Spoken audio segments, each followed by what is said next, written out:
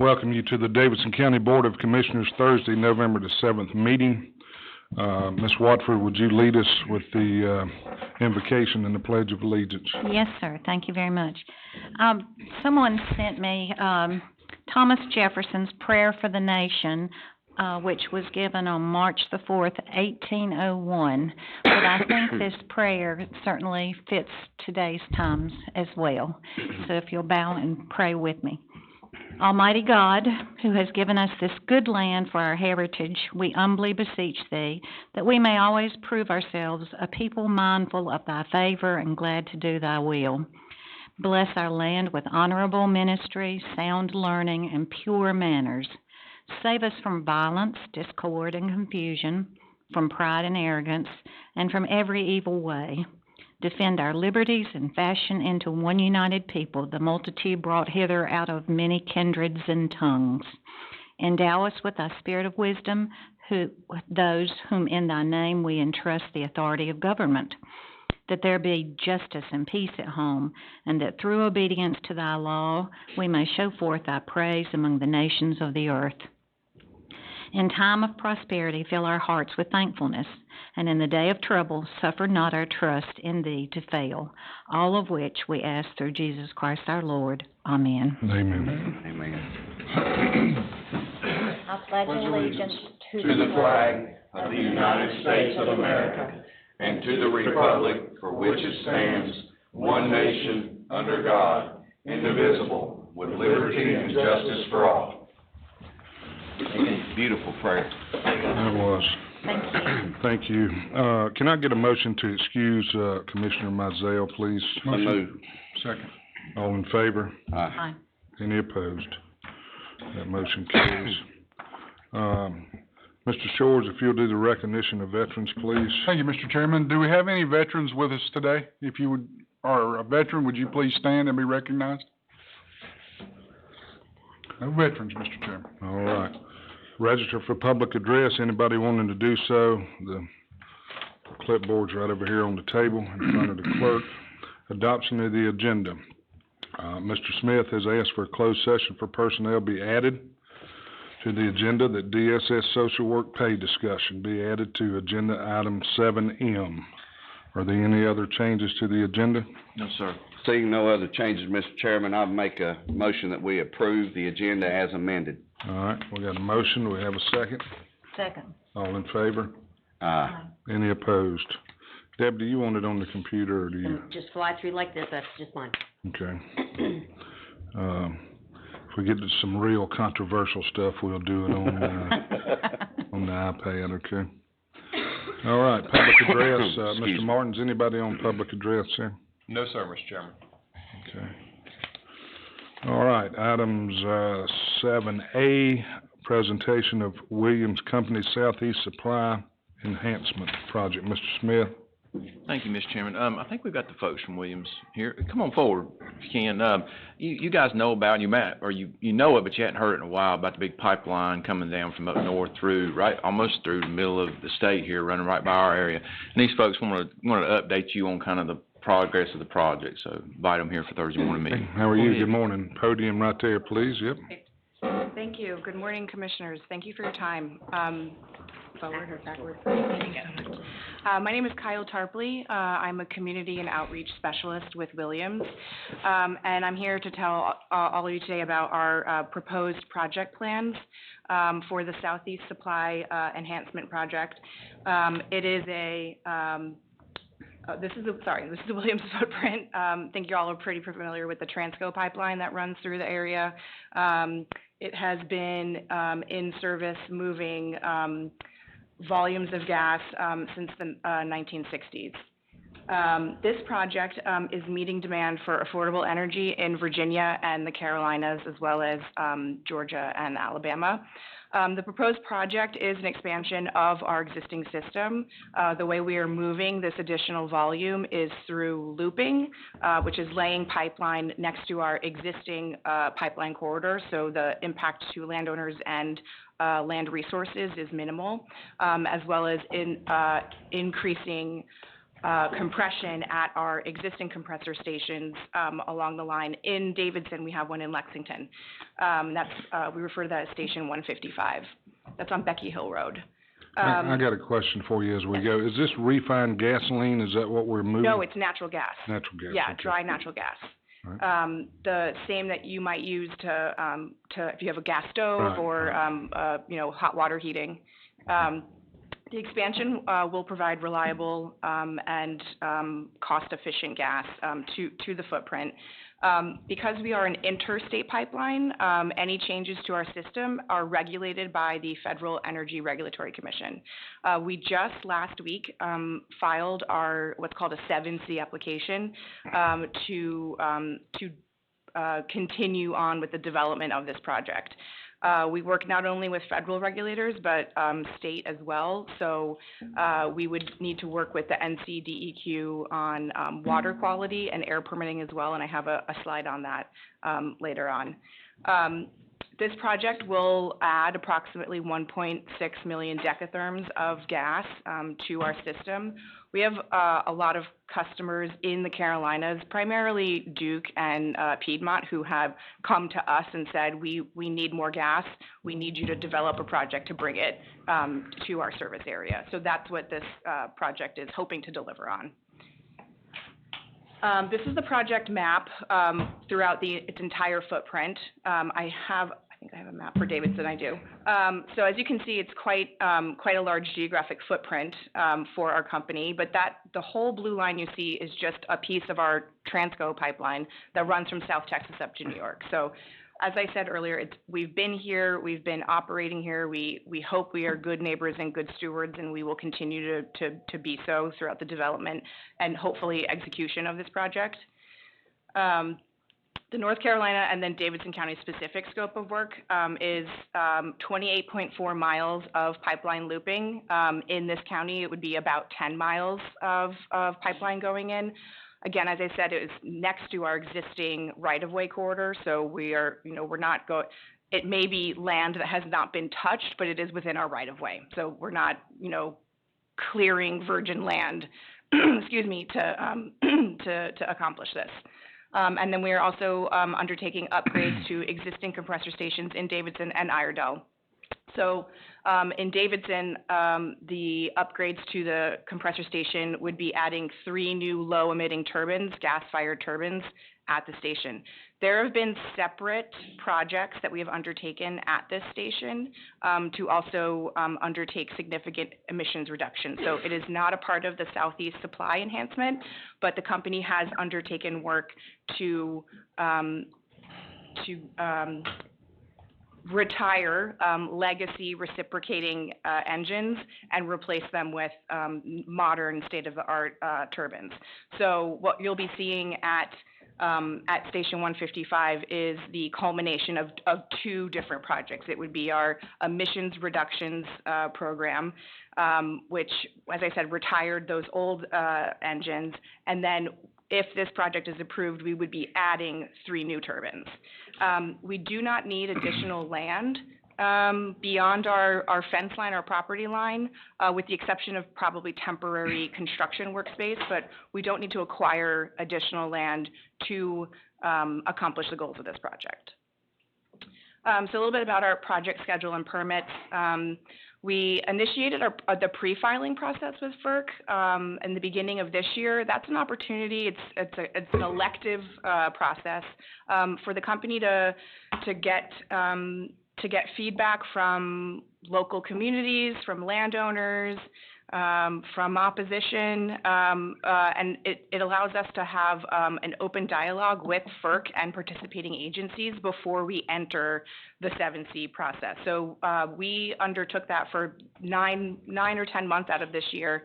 I'm sure several of my colleagues have had conversations, I believe, with the county manager before this. So the company believes strongly in ongoing dialogue and ongoing information exchange with our stakeholders. And so, we've touched you before. I'm here today, and I want to, make a commitment that this is what I hope is an ongoing conversation throughout our schedule and permitting milestones. So as I mentioned, we filed our application with FERC just last week, and that will kick off a very thorough environmental review that FERC will undertake. They will examine the impacts of our project, the cumulative impacts of other infrastructure projects in the area, not just federal, but local as well. And we expect that they will issue their final environmental impact statement.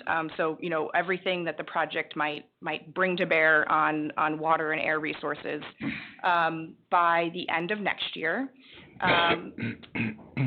Due to a regulatory rehearing process where interested parties can challenge FERC's decision, there is a little bit of a delay in between when FERC issues our order and when construction can begin. So that's why there is a gap in the quarters of 2026.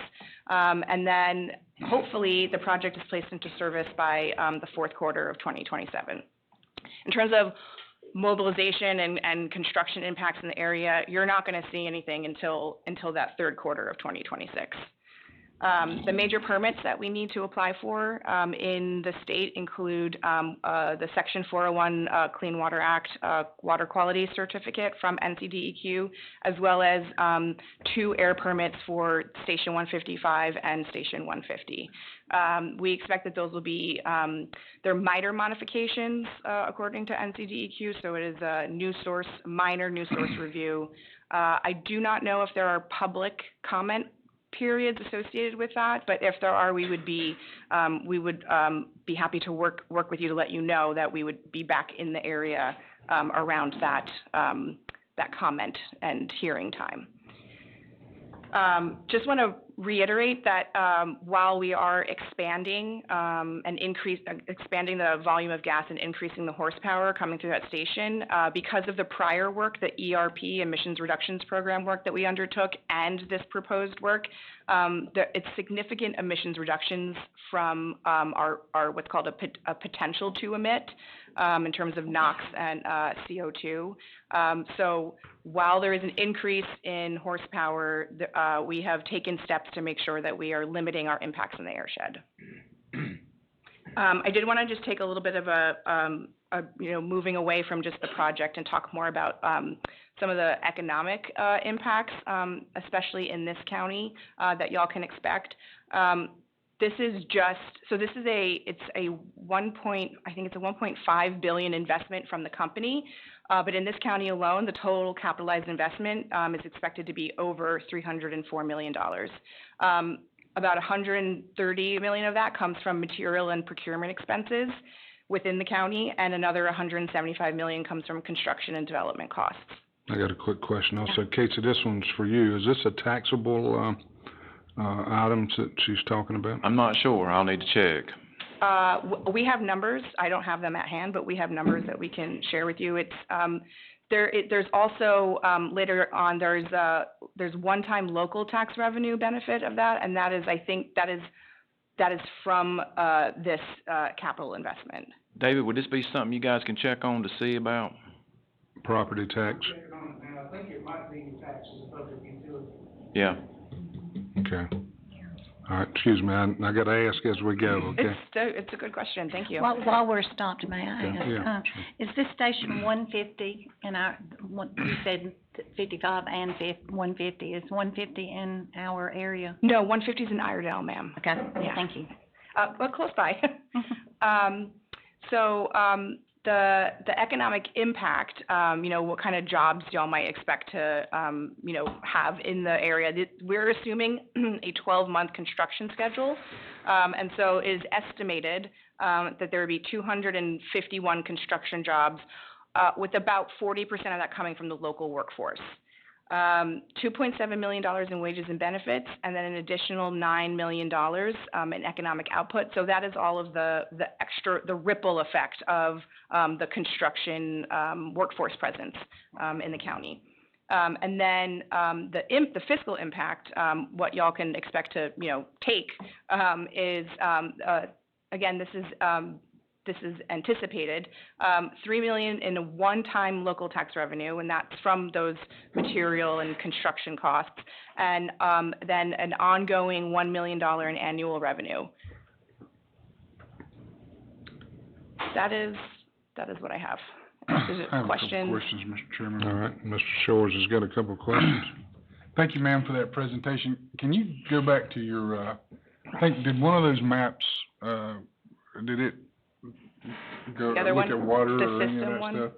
I don't guess any of them did. A couple of them maybe. Are you Another one? crossing water at any point here, or? In Davidson, I do not know the answer to that. I can get you that answer. We do have a few, watersheds that we are going through. Do you know which ones they are? The Bannister, which I believe is more in Rockingham County, and the Dan River. It's up there too.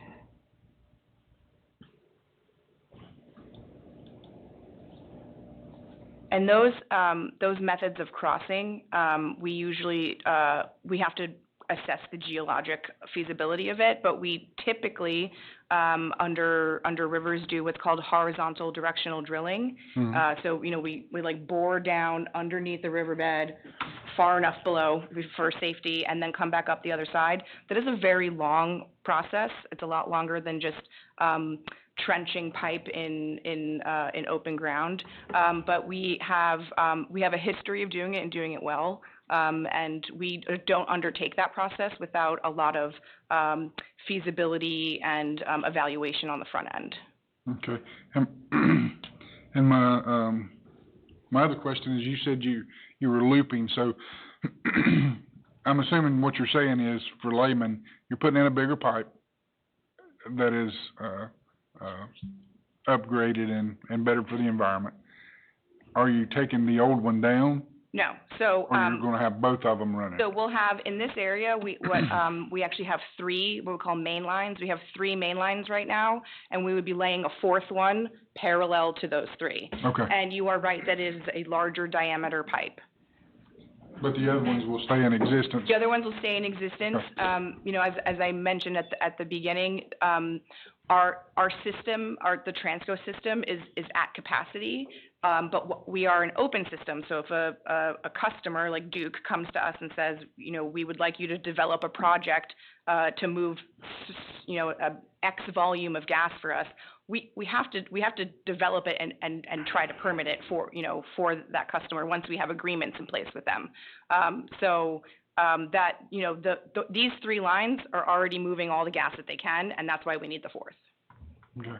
So when you say looping, does that mean that it's circling? It's not circular. No, it's just an I don't mean engineering term. circular, I mean the product's moving continuously in the lines. So It is. It will be constant flow of gas, but it could either flow north or south. Part of, not in Davidson, but part of the, our project scope in Alabama and Georgia is actually, we're not putting in new pipe, but we are, making modifications to change the way that those pipes can flow. Currently, they're flowing, north, but because there's so much gas coming from the Marcellus, we have a need to be able to have some gas come south from, you know, West Virginia and Pennsylvania down to markets in the Gulf Coast. The gas here is staying here. We have customers all along our footprint. It's not just Duke. We have municipalities in Georgia and Alabama who are taking small deliveries of gas. So this is not a market expansion. This is a local distribution. You know, like it is a local customer demand expansion project, but we do need to be able to have our pipe flow north and south. I got you. I just, I'm one thing. gonna work, Okay. yeah. Go ahead. But I'm good. You got anything, Mr. Shell? Fred? Not a question, but I'd like to thank you. Energy independence for all of our nation is number one on our priority. And after the most recent election, we know that there's going to be an uptick in production here. So we support y'all 1,000%. We hope that you're adding more lines to go through where we can be energy independent here in the United States of America. Thank you for what you're doing. If it can drive down and provide gas I mean, our county's growing heads over tails, so we're gonna be needing more capacity too, so thank you for what you're doing. I think y'all have done a tremendous job. Thank you. Thank you for your time. I got one other question. These turbines that you say you're upgrading to, do you have a picture of those, or can you give us? I don't, but I can certainly find a model, like there, 'cause, it's hard to read on this map here, but we employ different models from different, companies. Solar is one.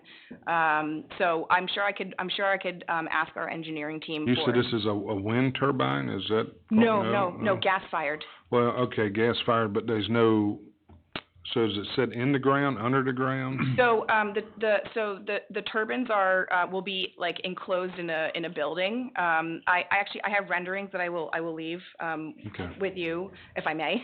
Please. And to show you what the existing site looks like and then what you can expect it to look like, when construction is complete. But these are large engines that are housed in, In a building. steel-sided buildings. I get you. And then they are connected to, valving and piping underground. I got you, okay. All right, yeah, if you don't mind sharing that. Mr. Chairman, looks something like that, Yeah, like that. yeah, I'd like to see the size and that Pretty kind of cool. thing. It They sounds like- are not small, sir, but I think I think the renderings will help, and then, you'll not see the turbines from the street, you'll just see the building. And I guess they soundproof and not very They're loud. sound attenuated, and the newer models that we are using, definitely have, better decibel levels than the old ones that we had to retire. So it'll be quieter than the ones that's there now, then? They should be. Also, because we are federally regulated, FERC has a decibel level, that we are required to achieve from the nearest noise-sensitive area. And the way that is defined, a noise-sensitive area is usually, measured from our fence line, not from the building, but from our fence line. I don't know what the number of feet is, I can't recall, but, 500 feet, 1,000 feet, from that fence line, we are determining what the decibel level is. We will be, we usually do, I'm fairly certain that we will undertake, pre and post-construction noise studies. If we are not doing that, I will let you know, but that's a very typical practice that we undertake, especially with new, this isn't a new site, but new infrastructure at an existing site, so that there should not be a perceptible difference in the noise coming from that station. And you said that's a FERC decimal? It's a FERC, FERC puts that requirement on us, and 55 decibels is just a little bit louder than the hum of your refrigerator. So 55, is that the, That's the FERC limit. level? If you don't mind, send that information to Debbie, and Debbie, pass that along to Jason, because I got some other thought processes. I think we're thinking in the Same direction, yeah. Okay, all right. If there are no other questions, thank you very much. Good Thank you. presentation. Thank you. Anything else you needed from them? I seemed to mention something about a letter of support A for resolution. resolution or something of that nature. Well, I mean, if you're so moved, we have had, certain counties in other footprints of this project, offer supportive resolutions, about the project and about the benefits in their county, and they have been posted to the FERC docket, which is like the public record for the project. If that is something that you would even consider, we could supply draft language for that. If you don't mind, is that something the Yeah, board is interested? That'll be good with me, I don't. Yeah, that's If you fine. can, we have a meeting next Tuesday night. I mean, if you can Okay. get it to me in a template, and I'll let Adam take a look at it. Okay, yes, Thank we you. can do that. Thank you. All right, thank you. Thank you very much. Thanks. Next item on the agenda, 7B, discussion installing microchip scanning stations for lost pets. Mr. Chairman, before I do that, Ms. Paula, if I can, just real quick, can I ask that the board move 9H up for this discussion real quick? Heather Hedrick's here from Dave Martin. I think she's gotta leave. It's not, I don't think it'll be a terribly long item, if we can, please. Okay, we'll move that item up. And I think I can walk you guys through it. Partners has a remaining balance of MOE money of $279,000 that didn't get drawn down, I guess, over last year or the year before, or something of that nature. Anyway, it's available to us to use for mental health services.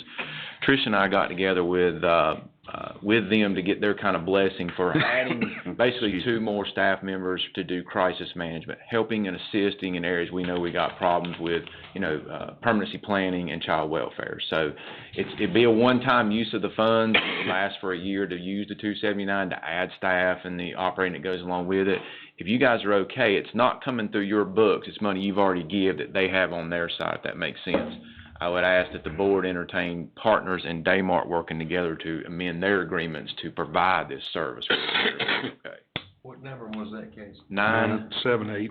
7H. 7H. I couldn't find it. Okay, so this is Partners' money, is No, this? you guys give them money every year, so it's your money, and that's why I'm asking you for your permission, because I don't feel like, you guys are in charge of where it goes, but remember, it's for mental health services. We gave it to them for that, so I kind of got with them on the front end and said, would this type of service be okay?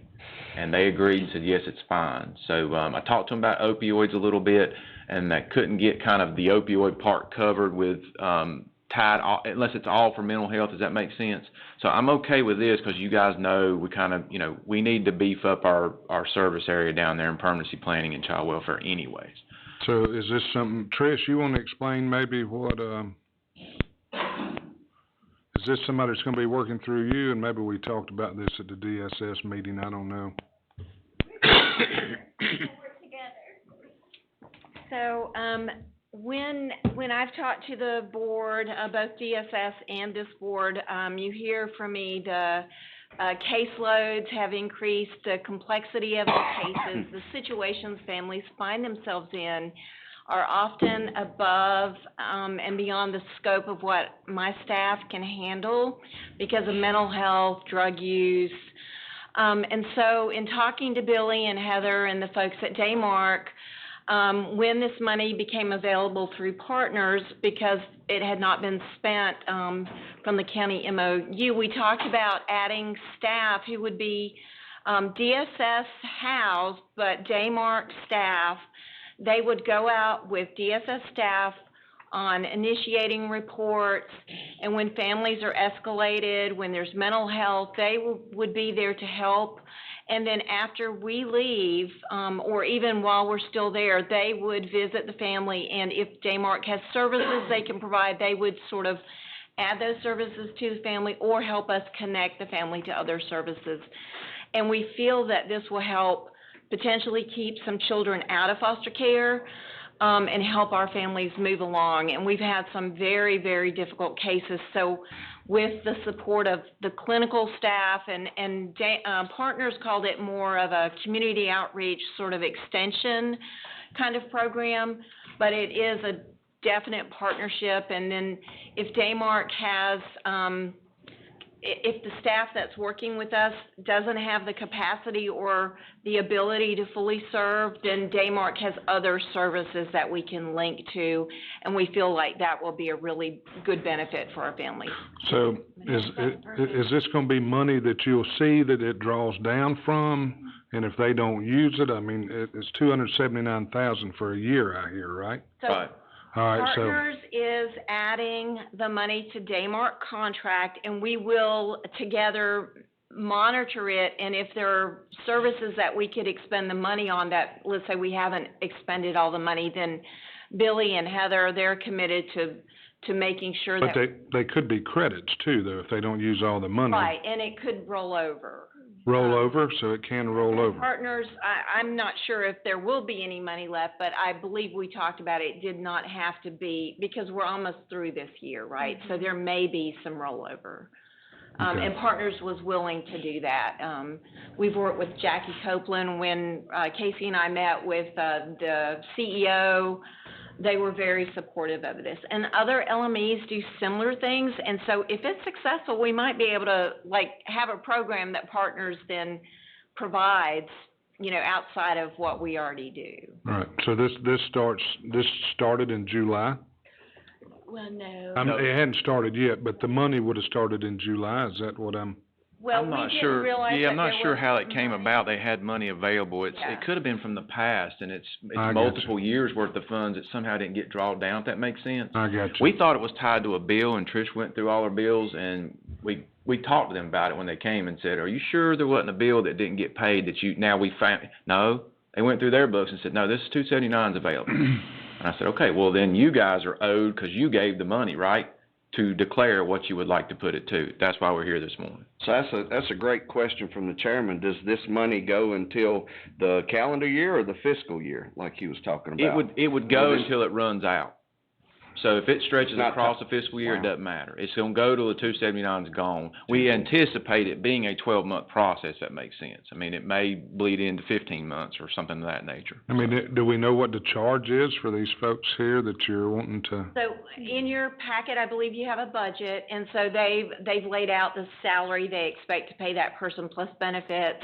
And so, I don't have that budget in front of me. It's attached to the. But, so that is the charge, plus they've, committed to, Daymark has committed to some after-hour support, so you see that in, Sure, so it's it's in not there, quite 2 positions, but it gives us almost 24/7 coverage. And typically, when we were talking, it could take up to 4 people to do this, right? Because you're doing 24/7.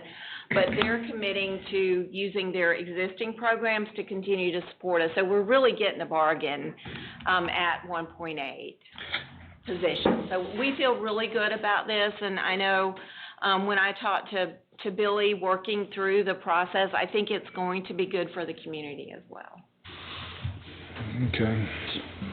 Go ahead. So the 176, you're saying divide that in 2, so we're looking at 88,000 per person? Plus, and that's the, the benefits too. Well, the employee benefit starts on the next line, so yeah, I guess it would be. Well, I think that Service includes side. some supervision, so it's probably 1.8, but those people need some supervision, and so clinicians, you've got staff cases, so there's going to be some administrative, so we actually may get more than 1.8 out of that salary. Am I saying that right? You are, right, so. I don't want to Seems say like a lot, huh? All No. these positions will have to be clinically supervised. These folks will have to have a clinical supervisor on call 24/7 in case we need to respond with CPS to an after-hours call and one of our staff members is going out. If they have a clinical question, they have to have a licensed person that they can be able to staff that case with to come up with a plan of action. So because this is going to be a 24/7 service where we're going to make ourselves available to Trish and her team whenever they need, so that they have a partner and somebody who can actually go out with CPS when you guys get these late night calls, it is more cost because of the 24/7 coverage and the need to have the availability of a qualified licensed staff who can provide support to that staff. We want to provide quality care and make sure that those clinical decisions are made timely, quickly, and by an appropriate staff person.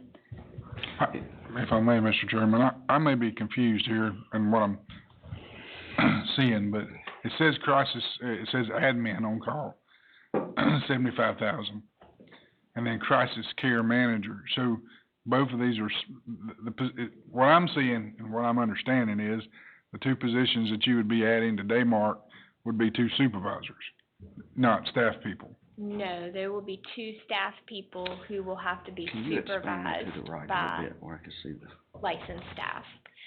So we call, There we go. they're case managers or care managers. They're not really supervisors. That's their title, but they manage a case. So that's why they're called managers.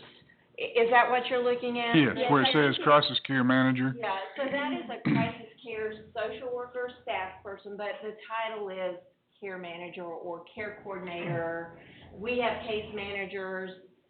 It's just the term. It's really Okay. not a supervisor or manager as we would think of it in, like, supervision. Would that be accurate? Sure. Yes, yeah. Well, a big part of that is overtime. That's what you're seeing. If you look to the right, you see it, that's what Heather's talking about. Since you're getting 24-hour coverage, that the 176 is building in overtime.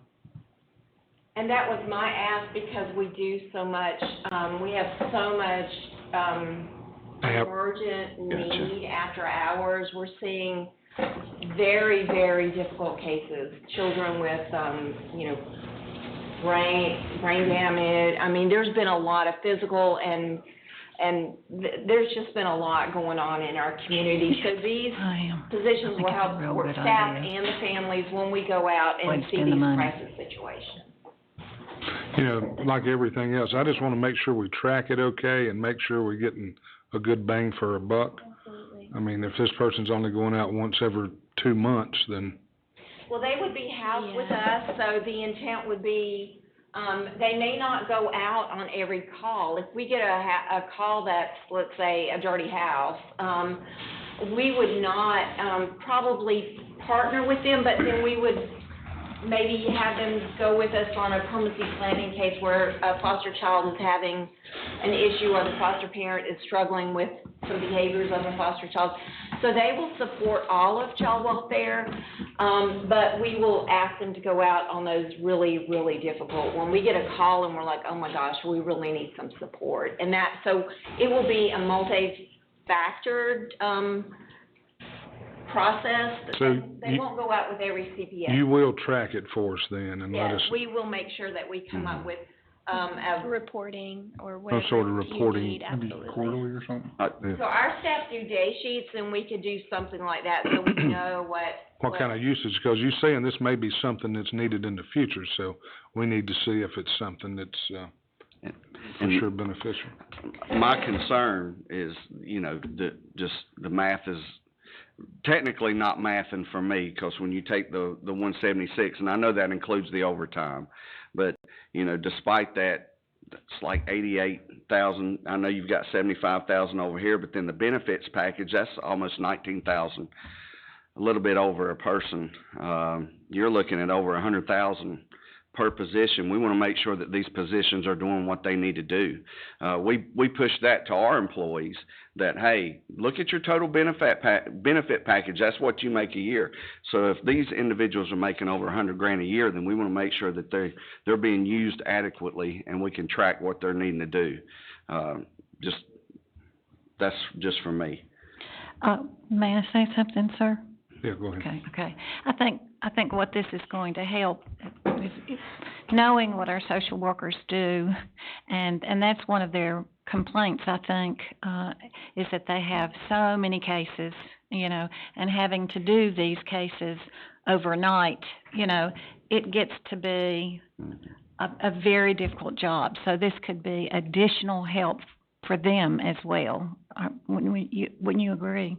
So these folks would not be initiating reports Right. because they're not DSS staff, but Right. they would be supporting and providing both. I think the support to the social worker because they have a I buddy think to go out with, but Yes. also to the family, which again alleviates some of the heavy burden on the social worker. That's right. And when we can't be there because our caseloads, some cases we're required to be there once weekly, but sometimes that's not enough. When a family is in crisis and we've got somebody who's using drugs or having mental health crisis, that once a week contact for an hour with their social worker is not enough. So this position will provide that additional support to the families. And again, we hope that it will limit or help us avoid more kids coming into foster care, because we have almost 210 children in foster care. We have increased tremendously since July, so we are hoping that this will really help sort of manage some of those things so we don't have to jump immediately to filing a petition for kids coming into foster care. Yes. With the amount of money that's been allocated,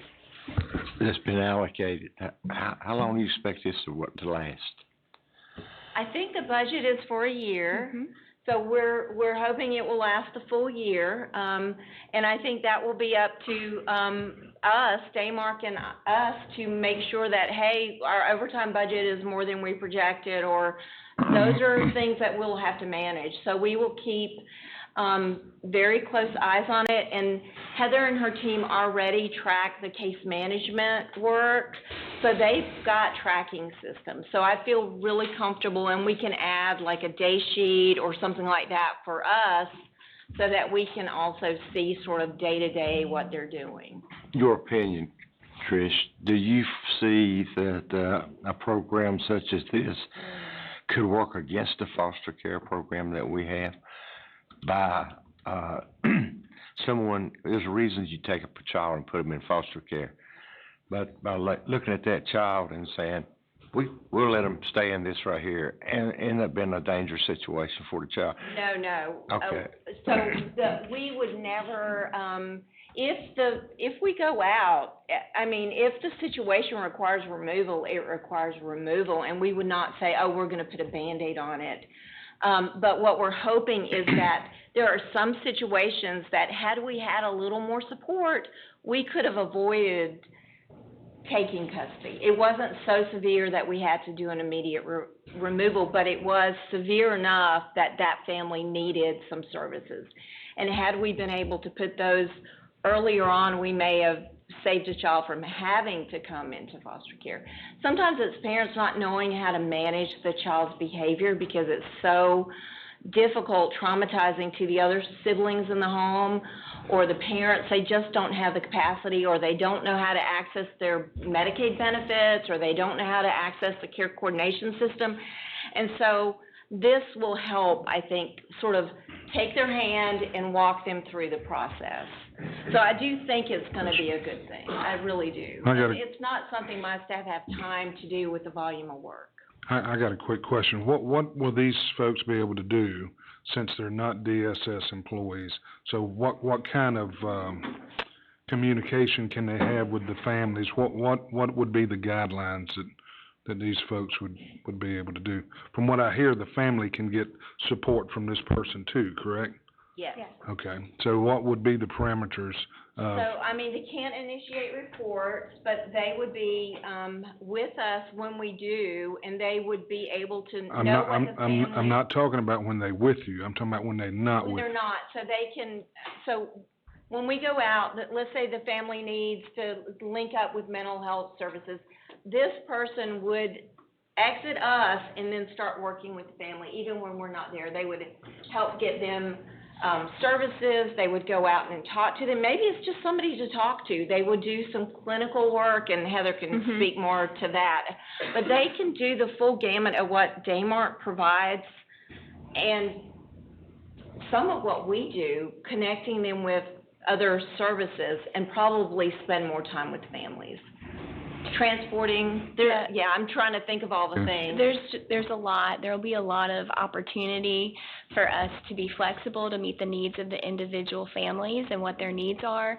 But you can think of this as the glue. So these folks will kind of be the glue to help make sure that they stick to the plan that DSS has outlined for them, which, because of the staffing issues, is really hard for your staff to do right now. So we will be the glue to make sure that this person does follow through and get that clinical assessment, follows through with the recommendation to go to detox, follows through with getting therapy in place, making sure that they're using all of their Medicaid benefits appropriately. Those are all things that we can do to ensure that, again, they're sticking to that plan so that those kiddos can remain outside of the foster care system.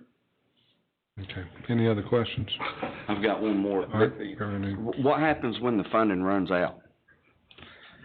Is that something that when the funding runs out, are we looking to fund this? Because I've got an issue, and it's nothing against that. I love Daymart. I absolutely love what y'all do. But here's the deal. Our DSS program is taking on water, and we're trying to save and help our employees that are overworked and overstaffed. And I know we've got this money, but this is a temporary fix to something that, as the board, we need to look at. If we need these folks, if we need those services, I'd rather be putting that money towards a service to where we can communicate, like the chairman said, wholeheartedly, with these families, and not have to need the function of maybe another service just to keep us to where we can run adequately. I want that to where we can do it and support you internally. So I'm concerned once the funding's out, we're paying for all of this moving forward. And if we're going to pay for all this moving forward, then we need to look at it. Obviously, if it's temporary and we can build a budget behind you and help you out, that's one thing. But I've got concerns with once the money runs out. So we built this program as a pilot for us, and I think I said other LMEs, VIA, and some of the other LMEs are doing some assessment, but we already have a case manager embedded who's focused primarily on placement and CCAs, and there, you know, we've got the case manager who's helping the jails, the schools. There may be some partnership there that once we're better staffed, that we could morph some of these into that existing position, or it's so successful that we can present to partners that we'd like to continue it. I do not foresee that it will be up to Daymark, but I personally did not go into this to say, this is another program that I'm going to ask the Board of Commissioners to fund. So we're trying to do it with this, and it's gonna help us out now, but it may build enough capacity that partners sees that it could be successful and want to continue it in our county and other counties. 10-4, that's all I have, Mr. Chairman. Okay.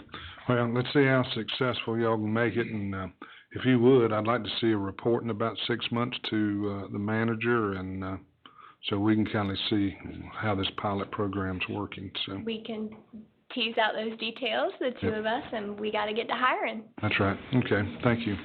That's the problem, you hire somebody for this, and then you gotta stop it, then there's people without jobs, you know. We always Find something for them We to do. always find something. We can always use people, absolutely. Okay. So no worries about that. All right, Thank y'all for your time this morning. thank you. You all are good with putting that on the agenda for Yeah. Tuesday? Okay. This is more of a common consent now. This won't be a negotiation for us. This will be between Daymark and partners. So if you guys are okay with it, I mean, I'm glad to give partners the green light to have that conversation with Daymark. There's nothing for the board to approve in terms of an agreement or a contract or a... Unless we wanted the money back, and then we'd. Well, and even then, we'd have to turn around and, I'm not sure how that would work either. You know, I mean, we give it to them for Right. mental health services. So we try to bring, and Commissioner Elliott's point's valid in the sense of we will have to decide when this is over, hence the reason why we look at the stats. Is this something we want to continue or not? Right now, we just got this one-time money. But again, partners, I want to say this real quick. Remember, this is in addition to the program that they absorbed up where the state was not going to supply for the jail management, the schools and things like that. So partners, albeit not right here in our face all the time, remember, they're in the background and they've done a good job of taking on these issues and bringing them to us. They came to me with this. Now, granted, it's our money, I got it, but they came to me and said, hey, we have this available, what would you like to do? So. Mr. Chairman, Yeah. are you aware we have an emergency situation at the courthouse with sewage and water? Today? Yes, sir, Right now? right now. I've been told that they're looking at closing, the courthouse very soon and getting disaster response team there to clean it up. You heard anything about that, Casey? I have not. I'll find out. Probably need to Yeah, we need to get on send it to that. Casey, whoever's telling you that. Okay. Um, Stop up, we have somebody on the way right now. Toilets, okay. So Okay. surely they, maybe, A few minutes, they're on. 10-4, thank you. Line problem? Yes, sir. bet I know where it started, in the ladies' bathroom. The register. Always It's registered. blame All these always ladies out here, blame nobody laughed or anything. Women, yeah. The women's restroom. All right, I thought I could get a chuckle anyhow. Go on, to microchip scanning stations, Casey, if Thank you you, wanna. Mr. Chairman. Paula, come on up with your folks there. Paula Barkley's affiliated with an organization you guys are familiar with that helps us with our spay and neuter. You know, you guys provide those matching funds to help do the spay and neuters. And Paula came to me, and I think the chairman as well, and asked about doing these microchip stations, them funding them, paying for them, et cetera, and putting them at locations in the county, one perhaps at the sheriff's office building and one at the animal shelter, where the citizen does this themselves. So I thought I'd bring them for you this afternoon or this morning, let them talk to you about what they want to do, and then we can talk details after they're done. Yeah, Good morning. I'm Paula Barkley, co-founder of Davidson County Animal Alliance. We are here this morning to share with you a microchip scanning station. The station is a collaboration between Davidson County Animal Alliance, Every Snout Counts of the Piedmont, and Davidson County Animal Control. We are requesting permission from you to locate one of the stations at the Davidson County Sheriff's Office. Joining me are Robin Lindsay, founder of Every Snout Counts, Officer Souls of Davidson County Animal Control, Mindy Faircloth, Vice President of Davidson County Animal Alliance, and Miss Tiddlywinks, who's going to be our chip scan model. Should you find a stray dog or cat in the county, you would have access to a microchip scanning station 7 days a week, 24 hours a day. The stations will be strategically located at facilities that are staffed around the clock, like the Sheriff's Department or fire departments throughout the county. The scan stations are fully equipped with a scanner and complete instructions. The stations will help lost pets with microchips find their way back home quickly and safely without involving animal control, veterinary offices, or the animal shelter. How do they work? You ready? Tiddlywinks, happy to demonstrate. Tiddlywinks will demonstrate. All of you are welcome to come down and practice scanning if you would like. Find your dog.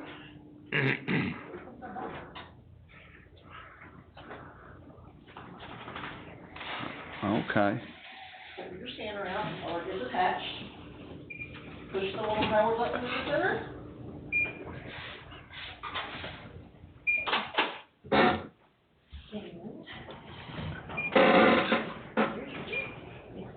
There it is. It shows a number on the screen. You would scan this code with your phone. It takes you to a lookup center where you would enter this code and it would give you the owner's information. So that eliminates them having to take the dog to the vet or to the animal shelter to be scanned. It eliminates that. Would you like to try it? Oh, fine. Okay. Tiddlywinks will be happy to belong. Tiddlywinks. So, this will be out there and anybody can walk up to it and, Try it. and I see it's You have in a there microchip? on a chain and whatnot, but do they have the ability to, it's the cop in me, but 30-some years of doing this, somebody will figure out a way to cut this off and sell it for something or other, so, do they have that ability? Be at, locations where there is staff 24/7, such as the sheriff's department, police department, or fire departments. That's why they would have to be located at those places to prevent vandalism or abandon the dogs. Two of the places that you mentioned, Paula, was, the animal shelter. Well, We've already got scanners out there. we've rethought that once we Okay. considered vandalism issues or anything like that, to be at a place that is staffed Okay. 24/7. Have we talked with the sheriff to see if he's successful at being placed at the sheriff's department? Yes, we have. Okay, You can let us, the code. okay. Have we also talked to, like, Denton Police Department and Lexington and Thomasville? We have not done that yet, but we will. So this is the only one you're gonna put in right now? This is the only one we have right now.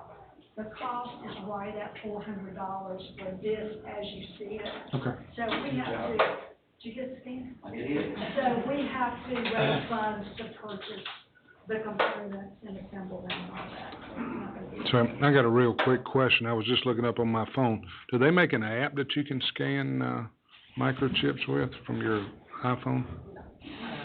Okay. I just read it says they do, so I don't, Probably the Apple AirTag.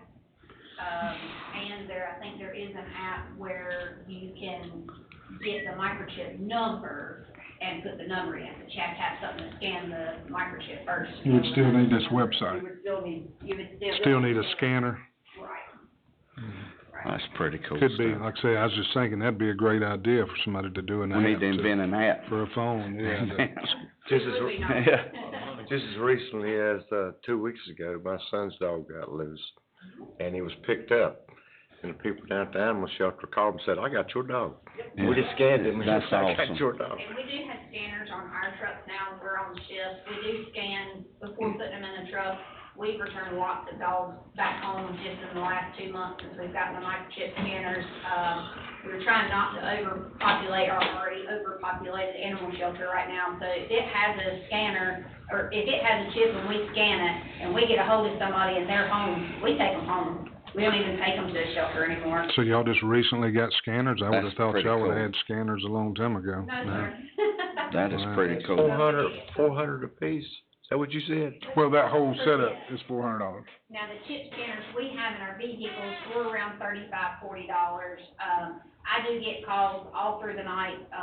Citizens have figured out who I am and somehow have gotten my Facebook or, cell numbers. So I have people calling also all hours of the night. They'll bring a dog by my house. Can you just scan this dog for me so I can try to find the owner? I can't take it home. The shelter's not open. I have a dog that's not gonna get along with this dog. I wanna desperately find the owner. So I've had them as late as 1 and 2 in the morning come by my house. I get up and I go scan them at my truck. I don't mind, however, I'd like to sleep. So this would provide that for the citizens. They wouldn't have to, right now, they can only go to the emergency clinic in Winston-Salem. So if they're way out in Denton, they're taking them home, well, then you've got a dog bite because to their dog, and this dog got to a fight trying to hold the dog until the shelter opens tomorrow. So now I'm doing a fight report and picking up the dog, and now the dog's bitten someone. So it hopefully would eliminate some of that. I know with speaking with Sheriff Simmons, the concern was somebody would dump the dog. That's another reason we were trying to put them somewhere we've got video camera or someone that, you know, could be around so that if somebody does dump the dog, I feel like if they have this available, the people that are picking up dogs right now are not going and then dumping them. They're trying to take them home. But at least with this, they could scan and hopefully that dog could go and go back home that night and then maybe would prevent a dog fight or something like Well, that. if they go to trouble to seek out one of those with a dog, they're certainly not gonna. Yeah, I like Right. it. I agree. Yeah. Sheriff Simmons is gonna tell you about. Do we have a place in the southern end of the county, Todd, we could put one in? And how important they are. You know, that'd be up to the, we don't have anything as far as the county except the library, and I'm not so sure you wanna Yeah. scan I like that idea of pets the at the fire library. departments. It isn't needed. Just, about a week and a half ago, had a dog come up to our house and we didn't know where it was at, who it belonged to, but we were able to scan. It does work. We located the owner, had it back to the owner in a couple of days. So we kept the dog until we figured out the scan. I didn't know about it, but it works. So you say the scanners is only $35 that you use on your truck? The ones we ordered for our truck are, I tell you, the biggest expense is probably all the hardware right now. Yeah, I'm not talking about that one. I'm talking about the one you have in your truck, $35. That's a very inexpensive piece of equipment. You know, shipping, but I think it was maybe, I'd have to get the receipt, but I think they were like $40-something a piece. Like I say, I can't believe we hadn't been scanning pets for years. I mean, that would've saved us a lot of work. Yeah, a lot of Yeah. rescue We've all too. got them. Huh. I love it. It's an AKC scanner, which is one of the higher quality scanners, and it's up close to $150, $200 for that, Just a scan. just the scanner. Sheriff, before you leave, where was you planning on placing this at the sheriff's department? Hadn't really thought about it. I was thinking about, we hadn't got there yet, but somewhere in the parking lot there, next to a camera. Mm-hmm. Because we do have video cameras and everything. You good with it? They're paying for it. I don't see, I don't have any issue at all as long as, The fun to agree. yeah.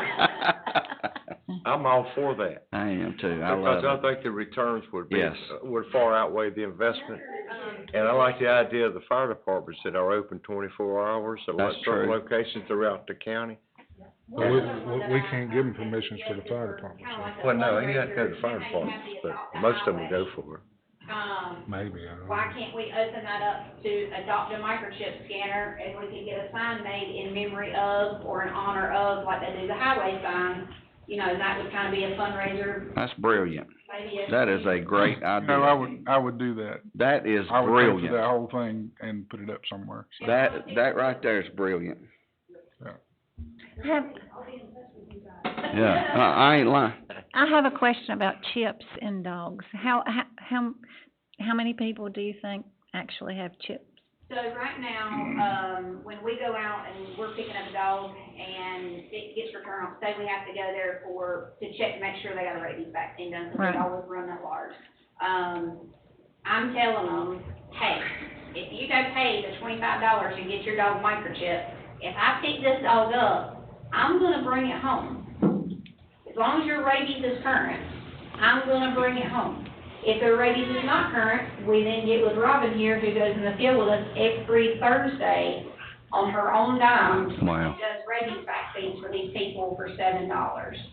So then that gets us kind of in with them. We get familiar with the dog, we make sure they've got a rabies vaccine. And if they're running around and we catch them, we bring them home, so it saves them a little bit of money. And it saves the shelter space Right. from having to house the dog for 3 or 4 days till we try to So find an owner. it's really just by word of mouth, but it's, We are telling them, hey, Yeah. each dog microchip, I'll bring it home. okay. The shelter does offer, clinics, Yeah. 2 or 3 times a year, microchip clinics are able to get them done for $15. Wow. If you adopt from the Okay. shelter, they're microchipped, right? They are, They Yeah, come from the yeah, shelter, yes, yeah. they're most, when they come Okay. from rescues from other shelters, they are chipped. Yeah, I really do chip every dog.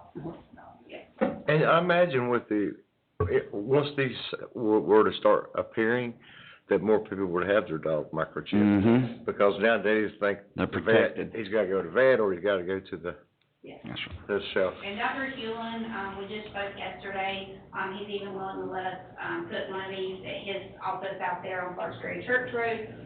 He did say that he is getting ready to do a clinic, soon. We've had recent, parvo outbreak in the county in several houses.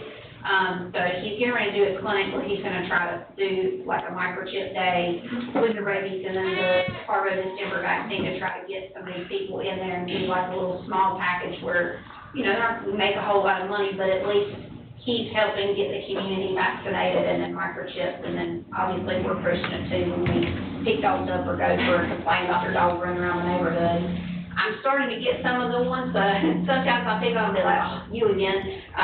But the ones that I don't know that have a microchip, it's definitely helpful for us and the shelter, because we don't have to clog them up. Does those record and tell you how many scans and that kind of thing? No? Individual scan and it gives you the number. That's it. Yeah. Sounds like a good idea to me, Man, so. that's great. As far as I'm concerned, As long as the sheriff's good with it, we're sheriff's good with it, yeah, and his sheriff's department, and, Yeah. Seriously. No, you will, Paula. No, you will. You need to get that information out in a flyer so we can push it out. Seriously, so people can do that. That's a great Or idea. put it on your website, Yeah. let people know. Right, put it That's on right. our website. Yeah, Yeah. that's tremendous. Tag into our website. yep, thank you. Thank Have you. a great day. Cameron, before they go, and I had already mentioned this to Paula and talked with about Adam. It's small, I know Iredell County uses these, and I called them and talked to them. I don't think they've got anything. I thought about, you know, I'm always thinking about the liability and things like that. This is located on our property. Obviously, it's gonna be on our property. It's gonna be our issue. But, you know, is it worth having something in posterity, like a small agreement that says, you know, if it breaks or it falls apart, this organization's gonna take care of it, et cetera. We'll try our best to, I guess, is there a way to indemnify us as much as possible in the life. Casey? Huh? Like an MOU or something? Just something basic. So if the board's amenable to that, I can get Adam to draft something up, let you guys see it, make sure it's okay with you, we'll bring it forth on another. I think that needs to be done, because we have other organizations that may wanna do something. Right, and years from now, if it breaks and we're all not here and everybody goes, how did they pay for this? Who's doing it? Nobody will remember the story, and then we'll know at least what happened. And the rescue will be responsible for installing it, which is digging the hole, putting some quickcrete in it, making sure it's level, and keeping the battery in it and all that stuff. We'll be responsible for that. Mr. Chairman, to Casey's point, and I spoke with Iredell County as well, they didn't do any kind of an agreement, and the reason why they didn't is because they actually purchased them. So they put them at their sites, in the county, so the county owned them and put them in there. I think we just do a license agreement. It's just a license for them to place it there, and then the license agreement would have everything, have all the terms stated in it. Okay. That's fine. Sounds good, thank y'all. Good job. Have a good day. Thank you. Thank you. Bye, tiddlywinks. Have a good day.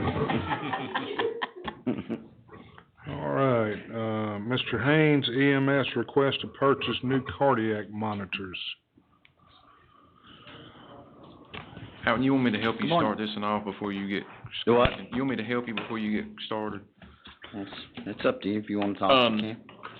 I had forgotten this until Art brought it to my attention. It's been 6 years now. We bought, cardiac monitors in bulk, and they've gone up substantially in price. Well, we're at the end of the 6-year life cycle for the ones we have. So, all this kinda got brought up with the notion of what do the current monitors collect in terms of vital statistics for, when they're out and 12 lead runs and all those kinds of things. Currently now, they'll store those in the cloud, if I'm wrong, correct me if I'm wrong. 12 leads will go to the cloud, on LifeNet. And then at the end of the call, the medic is required, for lack of better words, to push a button to push all the other data that goes to ESO. Now, sometimes they lose their Wi-Fi connection, so then they have to remember to come back and make sure it sends, or they call Kaylin, our QA, lady that does that stuff to make sure they get that data. Currently on the 15s, the LifePak 15s we have, if that connection isn't made, it has a total capacity of 360 minutes of memory. Wow. So it doesn't have a whole lot. Yeah. Whereas the new monitors, the LifePak 35s, they will keep 50 patient records in its memory, and wow. Each record is up to 12 hours long. So if there's a connection issue, it'll hold it there. Also, every time the new monitor's cut off, it automatically sends all data to both LifeNet and to ESO. If the connection's lost, they don't have to remember to go back and make sure they send it the next time it gets a connection, and when they cut it off, it'll automatically send that data without them having to remember to do that. So it's got a lot of different capabilities as far as data. I do know that when I talked to my salesman, Darren, he said that Wake County was looking at the newer monitors because of the data collection and the data retention as well. So, but yes, the prices are considerably more. These are up for renewal, so what's before you this morning is to ask you, do you want to buy in bulk again rather than just keep trying to do them piecemeal? And I also had out, and we had a conversation recently, several of us, about the automated stretchers. Power load stretchers where they can pick it up for themselves. So I asked them to get the quote for that as well, if we want to form those on every truck. Again, we've been doing those kind of piecemeal on trucks here and there. This would kit it all and close it out. So it's a big bill, but we were going to have to do, the 6-year cycle's up. Yeah. Anyways. Well, so as far as the stretchers is going to help us on workman's comp injuries as well. And Darren said he thought maybe that Rockingham got a break on the workman's comp.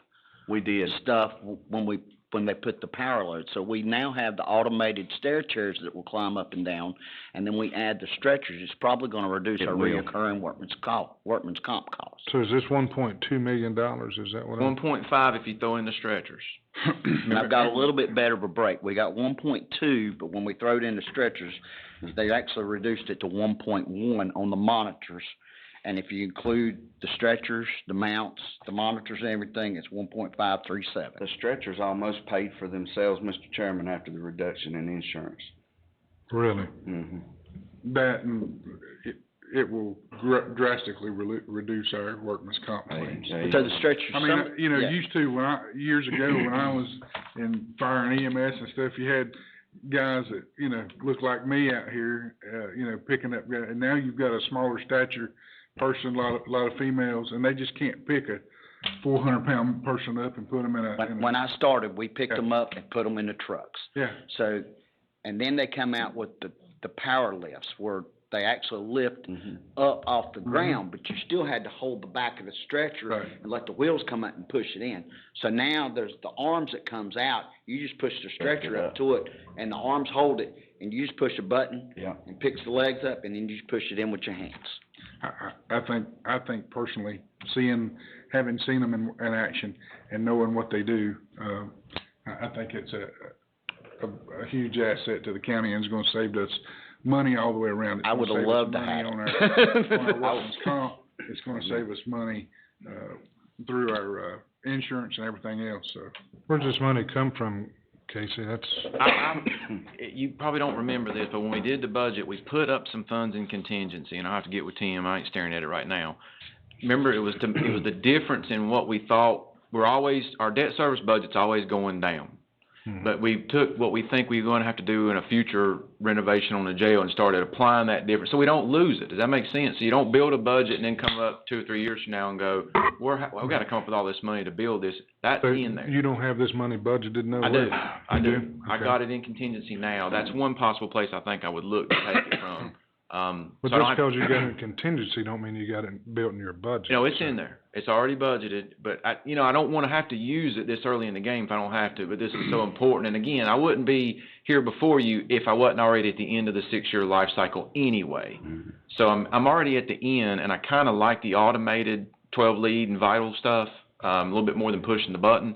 So while we're here anyway, and we're replacing them, we might as well buy them in bulk, get the discounts, and then the stretchers came up, cause several of us were talking about this recently, not long ago, I think, a few meetings ago. And so, instead of doing them piecemeal, it's a good chance to go ahead and try to get some discount and do them. The discounts they've worked out is before December, and then if we wait to next budget year, you're looking at somewhere between 5 and 10% automatically a price increase on all of this. So they're holding the prices to the next price increase, which comes sometime at the latter part of the year, and then we don't, if we budget them next year, there'll be another price increase, unfortunately. Alton, is there a reason, and I'm sure you've looked at all of it, but when you look at Zoll, I know Zoll are expensive, but I also know they have some functions. Well, we've already got, we've got everything from Stryker. I mean, we certainly could look at the other products if we need to. I mean, No, I'm just asking, but we've keeping got everything maintenance the same. contracts with Stryker and everything. So we've got maintenance contracts with our Lucases. They come from Stryker. Our stretchers come from Stryker, and our monitors. So it's all from one service. Okay. So what, Casey, you said a 6-year lifespan. Where does that come from? Where does the 6-year lifespan? So they said they're 6 to 7 years is end of life on them. We bought those in 2018. And so obviously you get new software, you get new technology. The old life packs will only do 12 leads. The new ones will actually do 15 leads. The old ones would, but you'd have to move the leads around. So now you can look at even more angles of the heart on the 35. You can look at 15 angles versus 12. So you can look at some of the backside of the stuff, and they've got some more benefits that's more diagnostics with them as well. Got an automatic reader on it too, doesn't it? Yeah. That's big. So the old ones don't have automatic reader? As far as, I don't know what you're saying about what do you mean by automatic, Commissioner Shell? Casey, you and I were talking about the heart monitor on that. At the old ones, you had to manually put. That's what he's talking about. Yeah, automatic data upload. Yeah, okay, Yes, I couldn't yes. remember. That is Yes. automatically uploaded into the cloud. Everything goes to 2 different places every time. They don't have to worry about it. They don't have to think about it. If they lose connection, when they come back and somebody cuts it on and off again, it's going to send them if it loses connection. And it has a whole lot more, obviously, a whole lot more memory in the monitor itself, so that if it does lose that connection, you can be assured that it's going to be there next time. And how many years is that retained? The cloud's indefinitely for LifeNet, yeah. I mean, Casey, if you got the money and you got it budgeted, but it sounds like that's a pretty good chunk of money to. And if we get to the end of next year, it'll be 15-20% more. All right, Fred's got a question. You say it pays for itself. How do we receive the money? I think Commissioner Ellis says I'll it's say paying for that. itself on the reduction in workman's comp on the stretchers. Yeah, on the stretcher. Yeah. So it doesn't pay for itself? No, the monitors don't. The stretchers will help us on the workman's comp renewal process. Whenever I hear that, I always want to know where it comes from. Me and you both, absolutely. So what's the lifespan on these stretchers and what's the lifespan on this equipment here? The stretchers will probably last 8 to 10 years, and usually the lifespan of the truck. We usually replace the stretchers when we buy new trucks, but this will update all of them, and some of these we can hold and put them in newer trucks and push the lifespan out on them, so that we don't have to replace them every time we buy a truck. You can roll them over, can't you, like a truck that's, We can. In the high call volume area? Yeah. Use the same stretcher, take one that's in the less volume, replace it in that truck or extend the life on it. Is that correct? These are like power stretchers. I mean, they got. Yeah, so they've got a button that you push that will lift them up, and then they have the power load system. So basically, you push it up to the back of the ambulance, and it has arms that holds it, and you push the button, it picks the wheels up, and then you just manually push it in, slide it right in the truck. Whereas some of them now, they have to pick the back end of the stretcher up and lift the wheels up and burden all that weight on the back side of it. So, Just takes a lot of the work. when you're talking about these monitors now, I heard you say a while ago like 12 leads. Is that right? You got 12 different leads? Yeah, so, what you get at the doctor's office or hospital when they're looking for a heart attack is they look at what they call a 12 lead, and it gives all the different sides of the hearts. However, you can look at more, some of it on the back, like a 15 lead. They can do it with the monitors they got now, but they got to pull the leads off and put them on the back and then run another one. Whereas this one, you can put them all on there and get all that diagnostics at one time, and you can monitor that continuously as well. So that if you see someone actively having a heart attack, you can see their changes in the EKG as you're transporting them to the cath lab. Okay, what's the board's, Well, we can continue driving those old 64 Fords, or we can keep moving along with the new technology. And I think we're already, having answered questions for some of the old equipment that we've had that didn't do what this new equipment does, so I think we need to move forward with it. all right? Mr. Chairman, my only question is, what do we do with the old equipment? Some of it They're are being traded in. Traded in, Monitors, so we we're get getting a, trade-in okay. value on those. Good. We'll keep a few of those Yeah. that we can use for special events and stuff like that, that, that if they get beat up a little bit, it'd be okay. But we'll keep a few of them, but we're gonna trade them in. Okay. And we're gonna trade in some of the older stretcher equipment too that's worked into it. Good question. Casey, it seems like this is, definitely something that y'all need to pinpoint in the budget, 'cause, this is a pretty expensive. Yeah, I had forgotten about we'd done this 6 years ago in the bulk like this. So 6, 7, 8 years from now, we'll roll it into the capital plans and have it on a rotation. Yeah. This year, like I said, I got the contingency. Tim just reminded me, I've got about $2 million left in contingency. So this is gonna take all of the 500,000. I don't never budget any more than 75 grand worth of contingency anyway in any given year. We're good, I think. And then stuff comes along in the year, we've got the ability to maneuver. That's one of the reasons why we build that budget like that. This stuff kinda comes up. This one here, I wish I'd have kinda known a little bit more about it. I'd started planning for it several years ago. I mean, this is a Yeah. big one. I mean, Right. if I was gonna spend $1.5 million every 10 years, I'd probably wanna know I budgeted that, especially with like EMS. That's enterprise. It's not an enterprise, but we lose money on that already. Right. So it's not like it's paying for itself. We're not. I wish we were. You know, I mean, we can't go up on the rates anymore. People can't hardly afford to pay for an ambulance ride now, so. Yeah. Yep. What is our collection? Do we know what our collection rate is? What number do you usually set every year? The last one I saw was 82, I mean, which was down. it's probably down now, given, the staffing that had moved around. You guys approved some additional staffing on loan. So they're staying about 3 months behind. It probably pulled a month out because it was 4 when you guys approved it 2 months ago. Yeah, they've made up a good. We probably picked up because they've actually hired some folks over there now. I So know got we were at several staff. 87 at one point, and then we went down to 82. Right. We've gone down some. We're probably in the 70s right now, I'd say. And, but as soon as now that you got full staff, you'll start picking back up. I can tell you this, we closed the books last year, and I just looked at the prelim numbers. We made more money than we did the year before. Yeah. So that's not even with full staff. So you can imagine if we had 5 people over there cooking on it all the time. Well, I was actually talking more about the actual collection, what we're collecting, not what we're You're talking billing. about the money figure. I think you usually set it, 5.1 million or 5.2? Well, no, not that. I'm talking about, we have trouble collecting from Medicaid Oh. and, or some of that, and at one time, our collection rate it's just hard for us getting our money, so I didn't know if that was improved. That's at 70s what I'm talking about. I mean, we're probably aggregating around that number now because it fell because we had 2 people over there. We lost people. You guys approved some temp staffing, remember? Okay. And then we actually found, one of them is Alton's new daughter-in-law, and she's Stepdaughter. Stepdaughter, sorry. You got folks over there now that are actually cooking. So now the collection rate's gonna start to pick back up substantially. It's definitely picked up.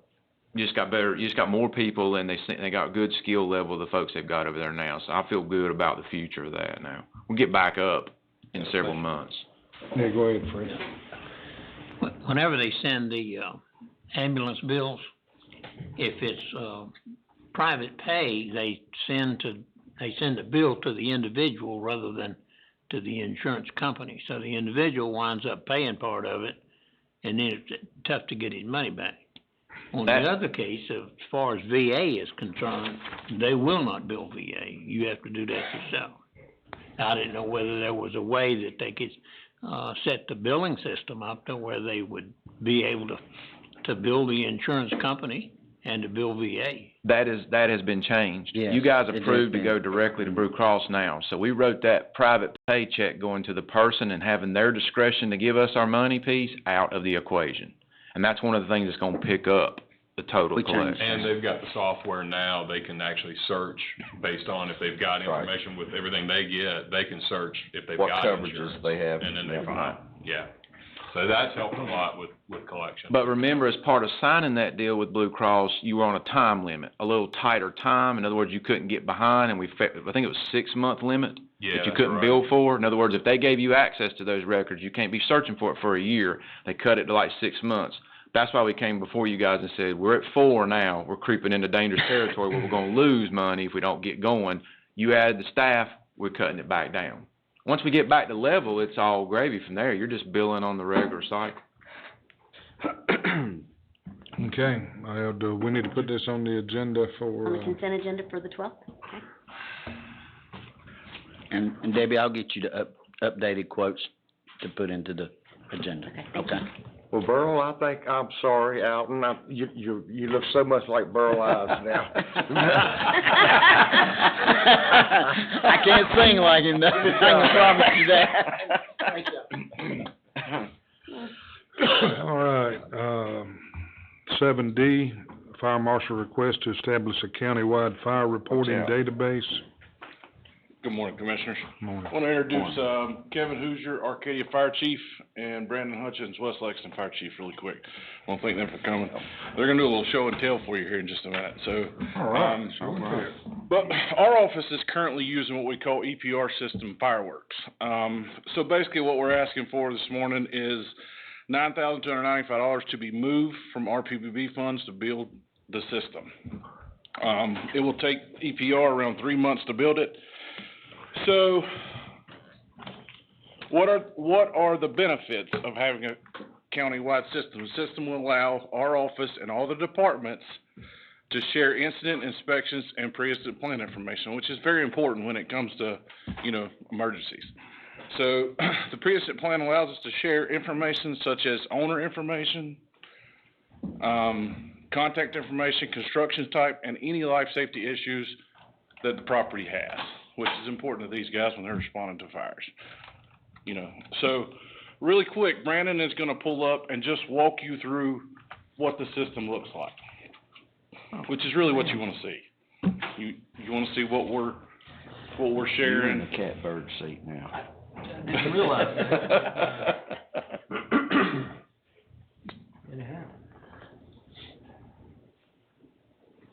Waiting on the internet.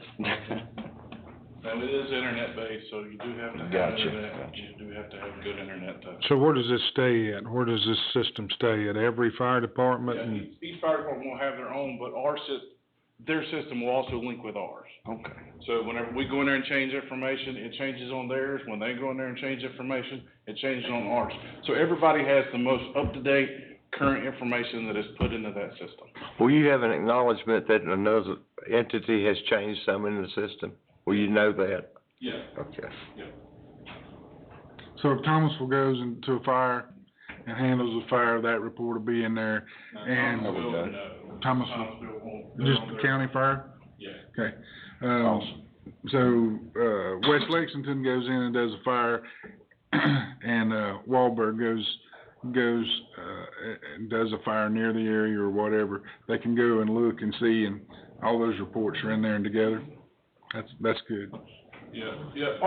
This first started, our office had a software called Streamline, and we wasn't really happy with it at all. So we started looking at, different softwares that would allow us to do different things. And we went with this one. We found out that Midway was already on it. Arcadia was on it, West was on it, so we decided to go. And it just seemed to work out. We got started moving, talking ideas, and we felt it was a really good idea to combine all this and make one system so everybody's on the same page. so is there a cost to each fire department as well? Yes, yes, sir. How much does it cost the fire department? It depends on what they decide they wanna use.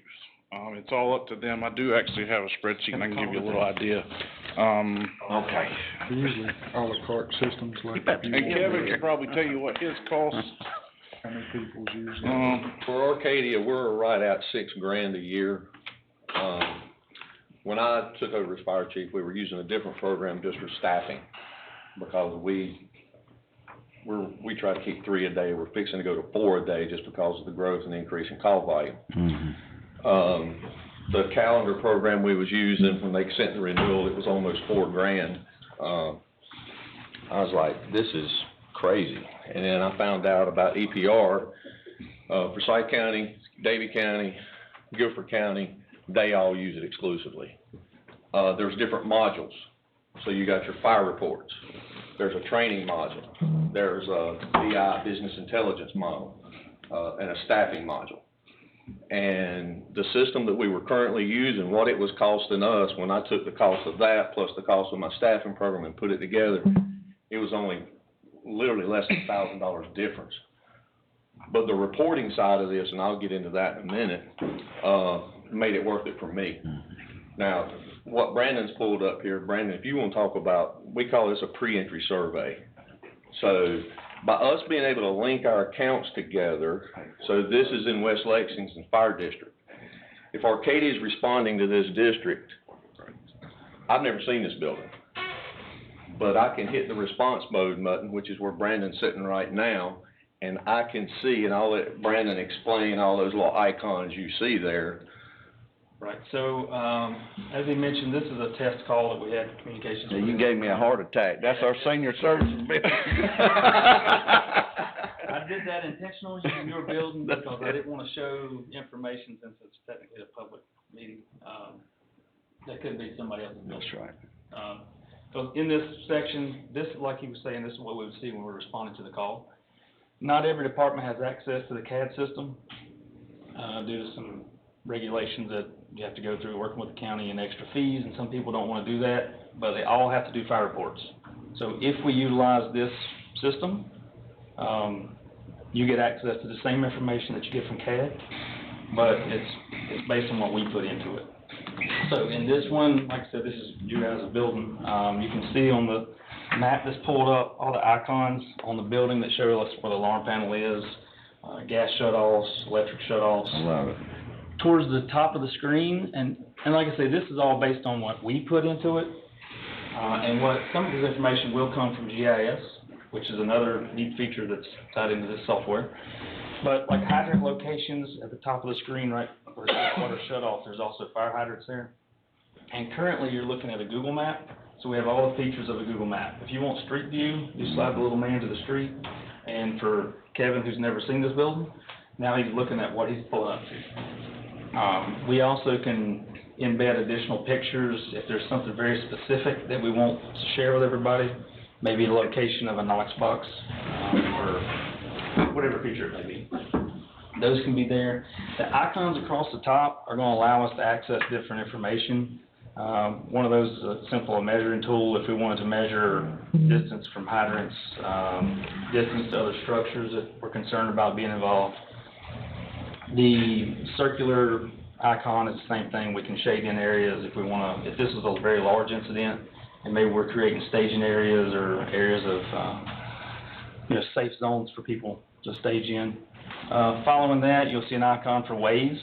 So maybe you're responding to this area from Denton, I don't know, it's a big building, and we need help and you have no idea where it's at, you can utilize Waze, or the following button, which is the Google Maps button, and it'll direct you to the scene. Wow. So turn-by-turn directions. The Esri button next to that is showing you an Esri layer. It's just a different map, to be honest with you. As far as the background, it's not really anything significant. The following icons, though, is where we start pulling data from the CAD system. So if I click this one here, and like I said, this is a test call, but even if you don't have direct access to CAD, you can pull up who called it in, if maybe it's an accident we're looking for, we need a callback number, and also any CAD notes. So a lot of times in the CAD notes we'll have specific information, maybe a key code to get into a door, information about trapped victims, possible locations of victims, how many people are there, things of that nature. So all that's accessible. Following that, you can start looking at times. This really isn't important when you're on the way to a call, but it may be more important to the fire chief or who's in command. If they're looking at what time did we actually get this call, how long it took to dispatch it, people en route, et cetera. Obviously, those aren't complete because I didn't check en route. Chief, while you're talking about this, is this something that's on, on the MDTs and the trucks, you guys can be looking at on your way there and so forth, or is it only in the command vehicles? It is based on every department. Going back to the CAD access thing I was talking about, at West Lexington, every truck has a tablet, and this is on every one of them. We have CAD as well, but Arcadia is in the same position. They have computers and have the same access. Unfortunately, every department doesn't have that, but if you're riding by yourself, it's hard to use it anyway. Sure. So unless you're a department that staffs multiple people, it's probably not quite as big a benefit. So, let me ask you this, I mean, you got buy-in from, most of the fire departments, volunteer fire departments and all, is that? So when this started, we had 4 or 5 departments that was on it, already. And we went to a chief's meeting, had the discussion, showed them what we were doing, didn't force anybody to do anything, you know, just, look, this is what we're doing, we see it as a huge benefit. And since then, we currently went from 4 to 5 to now we're at 12 or 13 departments that are already making the move. Okay. So, we've seen a really huge benefit, but some departments are still currently tied down to, the software that they're on because they have a contract. And some departments just can't, you know, they can't pay for it. So, but does most of them wanna go to this product? It seems it's moving that way, but again, we don't wanna force anybody to do anything they don't wanna do. So, we went to the chief's meeting, had the conversation, and everybody was, you know. On board? Seemed to be, but it's a time thing, you know, but we wanna get the process started, and all it's gonna cost us is $9,200, so. As far as I'm concerned, if the rest of the board is, you're using it out of your PBB, and, so I'm okay with it. Good with that. Yes, sir. Okay. Good enough. Good job, y'all. Thank you. Thank you, gentlemen. Tuesday night? Yeah. Thank you for giving me a heart attack. You're welcome. Okay, Casey, here's the big one, 7E, update on, HR onboarding and payroll system. I want to thank the 2 chiefs. This started with, the idea that we would buy it, was getting a bulk discount, we buy it for everybody, and then pay it back, charge it back to them. That was gonna be a nightmare. Now the company can still give us the bulk discount, but send their bills directly to them. That makes sense. So your 9,000 is just building that database to get ready. Much more music to my ears than me getting involved in. Yeah, we don't wanna get into that.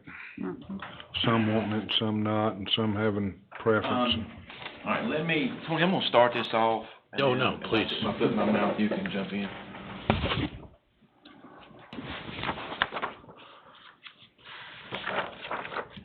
Casey, if you don't mind, I guess start off, and I know you probably like doing it a different way. Start off that you got 2 different systems, I guess, right, and the cost of each system? Yes, sir.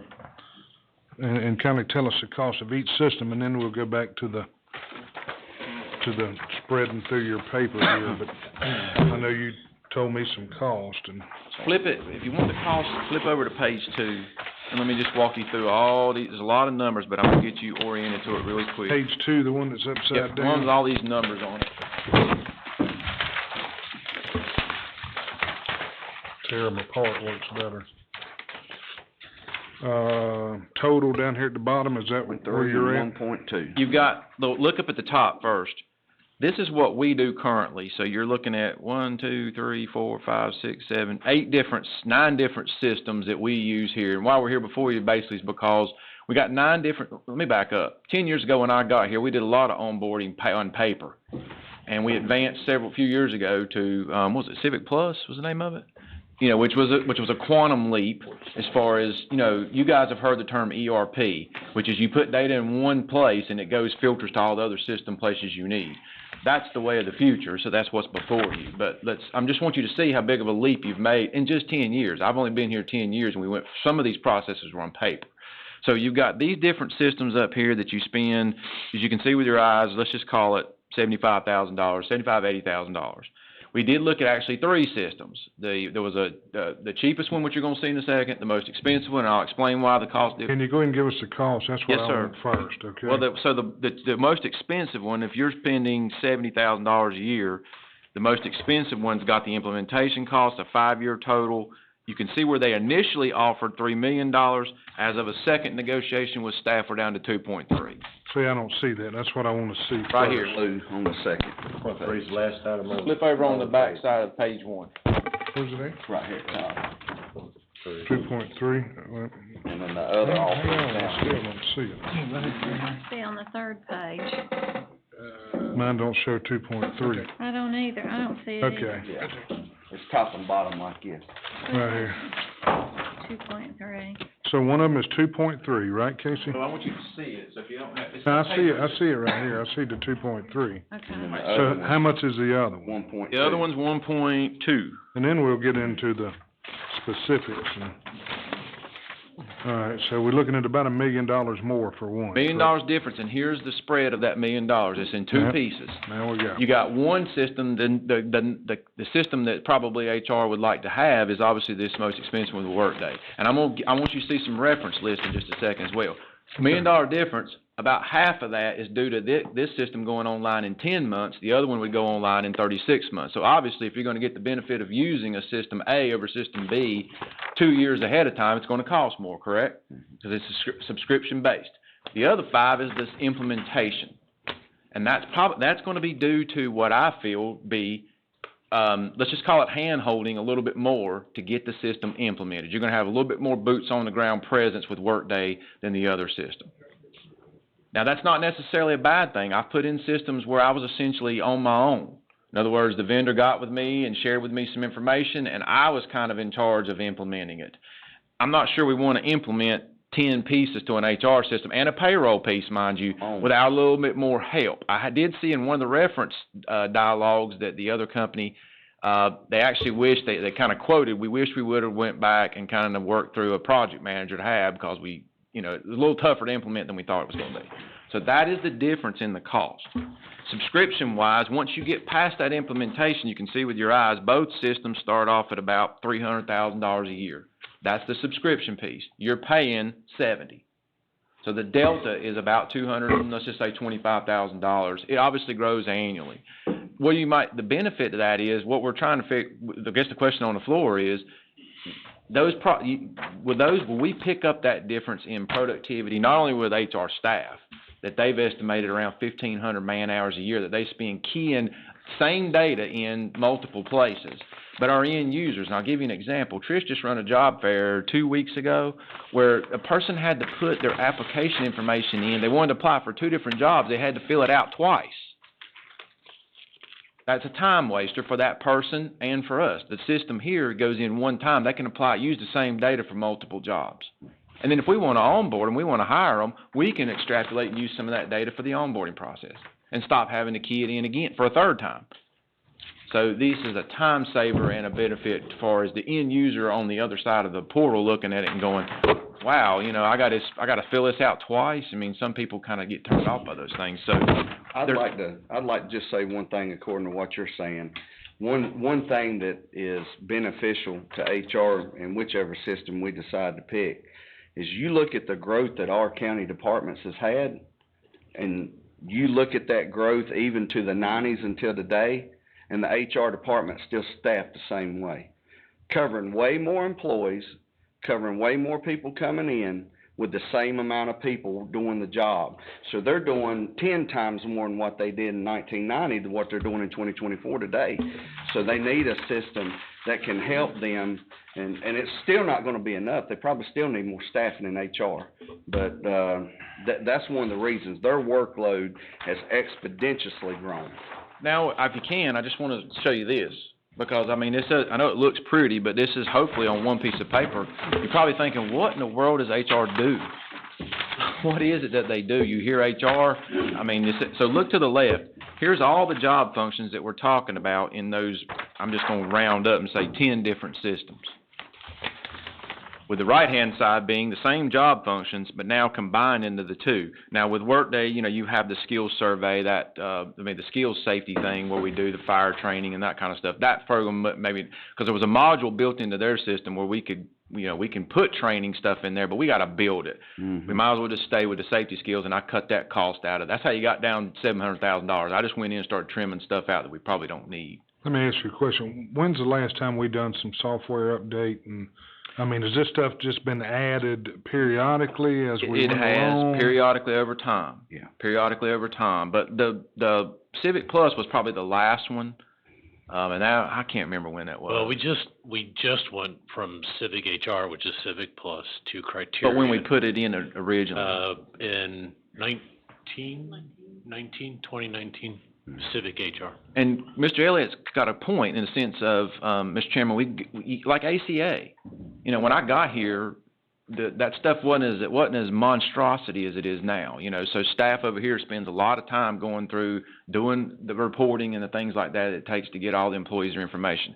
This stuff handles that. It handles the payroll taxes. So finance has to spend time. This has got a timekeeping component in it, for example. We already got a time system. But this one here is a little bit, I guess, because it's newer, and you got newer technology. They won't be counting hours down there manually every 2 weeks, which they have to do now to kind of make sure the timesheets are right. Then be able to file stuff quarterly with the federal government on payroll taxes. It all does it in one system now. The one thing that the Workday also offers, a couple of benefits to them. Let me give you the pros and cons of what I saw, because I sat through the demo, and then you can ask these folks of both systems. The Workday, I like the reports. The dashboard reports are excellent. They have an ability and we always talk about this here in this room, what's your turnover? What's your time to fill jobs around here? Sometimes these department heads don't know that answer. They have to come up to these folks and get them to compile reports out of 2 or 3 places to know that. By the time it's compiled, it's old. This stuff's on the screen. So, and I can delineate that based on the security information to anybody in the organization, including y'all. So you could even see it if you want to. By department. Casey's the best manager I'm just going to make up a department, Trish, in DSS at hiring people. He can do it in, I'm just making up a number, 30 days. Tony's the worst. He can't do it but faster than 60 days. What is the problem with Tony? Why can he not do this faster? You can't ask those questions if you don't have the data. So there's more time to fill as money. It's just more. There's part of that 200,000 we talked about, delta difference once we get going. We're starting to eat into that number now because we got the ability then to see who's the problem and how to speed things up. Or there could be a bottleneck in the process we don't know anything about. I'll give you another one, Trish. I'm not trying to pick on you, but we're having a good time up here. I've got a person downstairs that goes through every job application. Based on our system now, can ask you leading questions. Commissioner Elliott applies for a job, and it can say, are you this, this, and this? And it can basically say, you're not qualified for the job. The problem with our existing software is it won't automatically take you out of the stack. You can answer the questions, but you still show up in the stack. So I've got a person downstairs that has to go through that stack because they've got state standards to meet to hire for the job. That takes time for that person. These systems will take you out automatically. So now Mr. Elliott applies for the job. He answers the questions. He doesn't meet the job. Out. But you have to tailor make these. Right, but we would do that part of the implementation. Right. Get it right, and then that way, that person downstairs that's having to do that just freed up a part of their lives that they got to go through every time somebody applies for these jobs. And it could be stacks of people. And you can make it just for that department? Is that what you're saying? By position. You could, yeah, by position. By position. For position. So we could say, do you have a bachelor's degree in social work? Yes, no. If they say no, kicks them to another. Or do you have 3 years of experience in purchasing? No, they kick So that's going to take a little bit of time to implement that for all the different jobs. It is, and the complexity of it too. Phase of cost. That's one of the reasons why. That's the $500,000. Right. That's one of the reasons why I'd like a little help, because it's going to get complex. Or we can make it complex. That makes sense. We can implement it with the basics, but I know us. We're going to. The more you put in, the better results you get out. Right. We bought systems before and didn't do the proper stuff in the front end. That's right. And it's kicked us in the tail in the back end. Man. I just texted him this morning. You guys have heard me say this, and he's probably thinking when I said it, what are you talking about? In 25 years in government, I have never worked in a place where we had HR reports by position match the position count of the budget. I have not worked somewhere until now. Thanks to the staff over here and Tim, it matches now. You know what that means? Good, clean data will go into this new system, not junk. So you'll have good, clean stuff. Now, it's good for reporting. You get good dashboards, you get people to be able to see what they're doing. The other system has dashboards too. I just like the Workday ones because they were nice. They were, actually, I'm just making the word, they were beautiful. They looked user-friendly. They show up. They look like I need visuals. I want to see a graph. I want to see some numbers. So I like that. We found out yesterday, and I'm kind of throwing this in as I go, Tony, they'll do the OSHA logs. So all the paperwork that goes to the OSHA logs get put in the system. It will generate the report we send to the federal government. Yeah, so we got to do that manually now. Yeah, we create the accident reports and things like that. Right now, all that's done manually and by paper. And then my staff has to take that, put it onto the OSHA log, then submit it to the federal government. The system, Workday, will, you'll fill those accident reports or incident reports out in the system. The system then digests the information, moves it over onto the OSHA log, and then it prints Puts out. it on the portal, or you still gotta send it to? And we just submit it to the federal government. You still have to So send the it. finance is gonna get a little bit of a benefit from these payroll taxes and these hours. So even they've started to bleed into this 1,500 hours that I didn't calculate, them getting some help out of this, just beneficially. One quick thing about NeoGov that's a benefit. They have a thing built into their software, and we can buy this separately because we have done it annually one time. Thing called governmentjobs.com. It's kind of like their version of, what's the, Indeed or ZipRecruiter or whatever. So it just does government jobs. That comes standard with the package. If we want that, I think it's about $3,000. We'll figure out a way to make that happen, and we could incorporate that. And I wasn't scared of that because it's not a deal breaker, if that makes sense. Last thing I want you to see, flip over to this, the back page, just flip it all the way to the end. But Casey, if we can get to the numbers right quick, and then we'll get back to that if you don't mind. So I just gotta understand in my head as I'm listening to all this. So the 420 now is what we pay a year, right? That's everything added up, kinda what we pay a year now? No, we're paying about 75, 80 grand a year for all of our systems added together.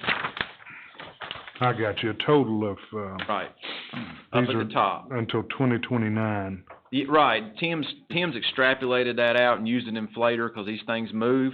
Another benefit of the Workday is they've agreed to lock these inflators in for 10 years. We don't have to do a 10-year deal, but that was another benefit for them as part of negotiating with them. In other words, they've got a process in their contract where they have a percent, like I think 2% move every year, and then they add CPI to that. You could be talking about 8-9%. If we want to do a 10-year deal, that's up to us. We can erase the CPI piece. There are no other upgrades built into these dollars. In other words, we won't get to year 5 and they go, oops, you got to spend another 300 grand. You got to go to version blah blah blah. It comes in the numbers. So if you go down to Workday, Mr. Chairman, you can see I've just showed you the initial offer because I wanted you to see where they started with their best and final proposal, $3 million. You can see the row there to put it in, the implementation cost, 10 months, staff training, and that learning module I spoke of, where you have content on there for like safety skills and things like that, but you got to add the content. I don't necessarily want to spend 40 grand for a shell thing that I got to add content right now. So you can see in my version of second negotiation, I cut that out. So the biggest deal, what I see right here, you're gonna spend $1 million up front, 1.1 million, where in the other one, you're only spending 27,000 in 2025.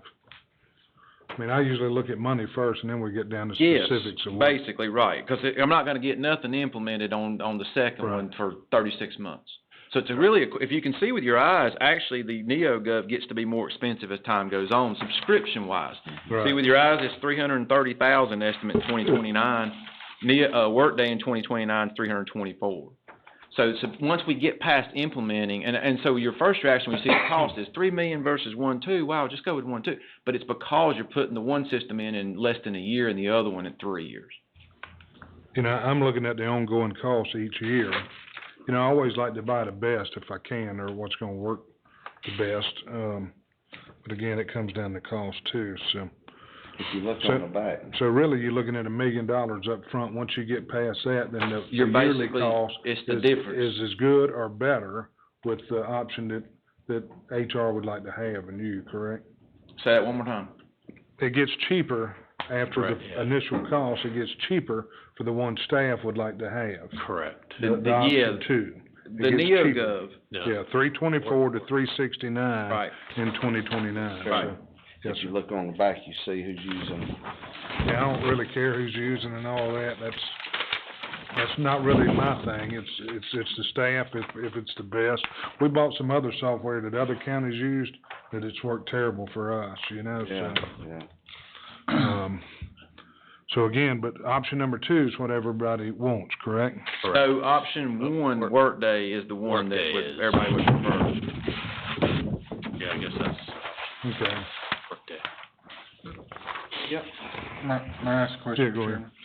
Chairman? Tony, have you brought the department heads in? I know we done a demo, but to look at this to see if it's actually, you know, 'cause if they all start looking at it, and I know they probably have a small piece of this, but Yeah. even when they do, if they start looking at things and it's hard for them or they don't understand it, Yeah, then we we'll have- didn't bring all the department heads in, we brought in IT and finance, cause those are the ones that are directly impacted. They don't really work with the software. Yeah, a lot of this will be back end that's gonna Yeah. benefit their lives in finance. The end user, like an applicant, I mean, these things are slick, built for yeah. people that, you know, like you roll up online and like our system is now, you know, it looks okay. It's the back end piece that's kinda not as clunky, if that makes sense. And other departments like sheriff's office or EMS, they don't deal with the back end of this. Yeah, and they'll have access, as they do now, to Criterion to help us make sure we know what jobs they want posted in the application process and things like that. That'll all be infinitely better than what So we're it is. still gonna have multiple programs. No. No, just one No. system, So but you. the cool thing really about Workday is everybody will have a dashboard, right? So you'll log in, and based on security criteria, Sure. you'll have your dashboard, and it'll have all of the stuff that you have access to.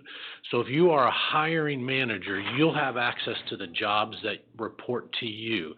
You can go in, you can start looking at how, when an applicant applied, when they interviewed, when the job was offered, how long it took for them to go through that process.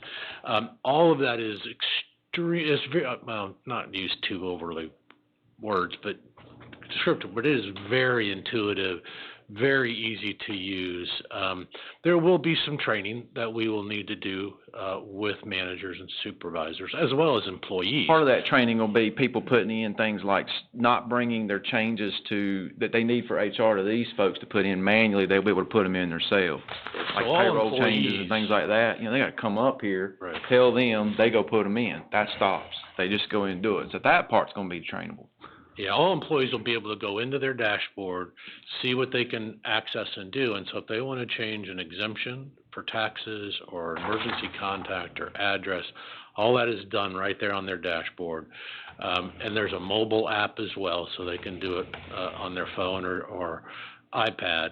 And then it's based on the process that we create in the implementation stage, it goes through an approval process, ultimately coming through to one of my staff members for approval, address change. So can employees get to their W-2s and they can get to, Yes. their pay stubs and all that stuff? 'Cause Much nothing- easier. I used to hate it when I'd go to buy a car or something, they need, 3 months of pay stubs, and you had to go beg for 3 months of pay stubs from payroll. Yeah. So you can pull all that up on your phone. It'll all be right there for them, and they can get it when they need it. Pay stubs, W-2s, any other information that we have or they need to have available to them. And this is a one-stop shop program. Yes. Everything's there, so we can do away with all these other things that we're doing. Yes. 'Cause I see emails all the time, AS400's down, Navline's down, this is down, that's down. Yeah. Well, there's a couple department heads in here, if you wanna ask them about Criterion Dinosaur. and the problems they have with Well, I know, when I worked in Thomasville, we got emails daily about AS400 was down. I need to ask another question, Casey, hang on one second. Now, you said option 1, do we want option 1 or option 2? Option 1, the Workday. That's option 2. This says NeoGov's option 1 and Workday Oh, is option 2. sorry, all right, So see, like I say, y'all got me really confused here. No, so which And one? So we need to get to the Workday. basics of what we want first, and then. Workday. Workday, Okay, whatever that's what I option. thought, option 2. Option 2. On NeoGov, did y'all talk about the training aspect of that? 'Cause I know you was talking about a blank shell with Workday, but NeoGov has 6,000 different They do. professional programs and everything. They It's do. a different That'd be option, nice, you have, it's They like do, an add-on. they do. Yeah. They do, That's the yeah. one we I could, don't we could know. probably keep the safety skills Really with if we went with them, 'cause he's got 1,700 training modules in there. That's crazy. But With the other one, I'm not gonna pay for the hold of it right now. We'll deal, we got the and it doesn't cost that much to keep that content. So we don't want the GovJobs part? If we needed that subscription, if we thought Workday's a better system for $3,000, I'd rather have the system that everybody's, I can go get it. It's not, I don't have to go through NeoGov to get their product, cause that's kinda sold separately as a license. We bought it before. A couple years ago, I purchased it, governmentjobs.com, which is a proprietary product of NeoGov's, but they sell it separately. We purchased it, it's about $3,500, I think, if I remember correctly. It's been a couple years ago. So Chris, you said look at this and look who's using it. If you do that and compare them, I mean, how do you know who's good and who's not using it? I mean, all the counties are using the one we don't want, and all these folks are using the ones we do. If you look at the government, City of Charlotte, High Point, and who else is using for the government agencies on Workday? You've got 3. Yeah, but I'm saying Forsyth, Guilford, Rockingham, Alamance, Iredell, Cabarrus. They're all using NeoGov. NeoGov. So, I mean, are you gonna say they're done the wrong thing? I mean, I don't know. I mean, I use NeoGov every day of my life, and I'm not sure, I've never seen Workday, so I can't speak on or against Workday. I did. But I know NeoGov does everything that y'all talked about. I did talk to Forsyth, Guilford, and Rockingham. They all only use the ATS, the applicant tracking system, which is governmentjobs.com. And Rockingham does use the performance piece. Those are the only 2 pieces out of the entire package that they use. Really? Yeah, and so my guess is if I were to call the rest of the counties, probably would be a similar story, that they don't use all of the components of NeoGov. On the flip side, I did talk to the City of Charlotte. They started the implementation, or they started the purchasing process in 20. They implemented the HR component a year ago. They love it. The reason they selected it is because it was really a true enterprise system versus the other systems they looked at. And meaning that they are also then in the process of implementing the financial piece that has the financials on it and inventory controls. And that's another benefit of the Workday negotiations. That's the kind of reason why I got involved with them. They offer a grants management, an expense management, which I assume is some kind of budget module. You know, we don't have a budget system. You're staring at him. So, we got the finance piece, the ledger. And so the NeoGov doesn't offer that. So they're not the true ERP, if that makes sense. Workday will hold, if we don't have to buy.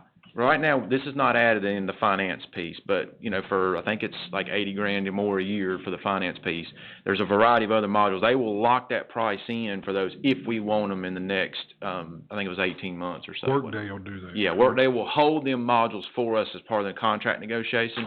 So if we come back and say, we want to roll with some of these other modules, we don't even have to buy them all. We just get the discount. We can pick and choose from the menu and say, we want this one, but we don't want this one.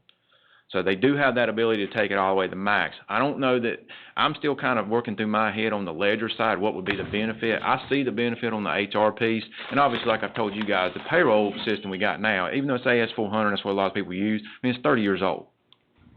So that's what started a lot of this for me. It was like, well, we've probably got to move off that platform at some point in time.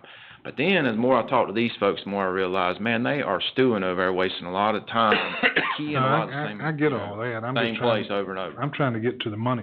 Workday looks to me like, I mean, I know some of these folks that owns Workday, and they do their research when it comes to buying software, you know?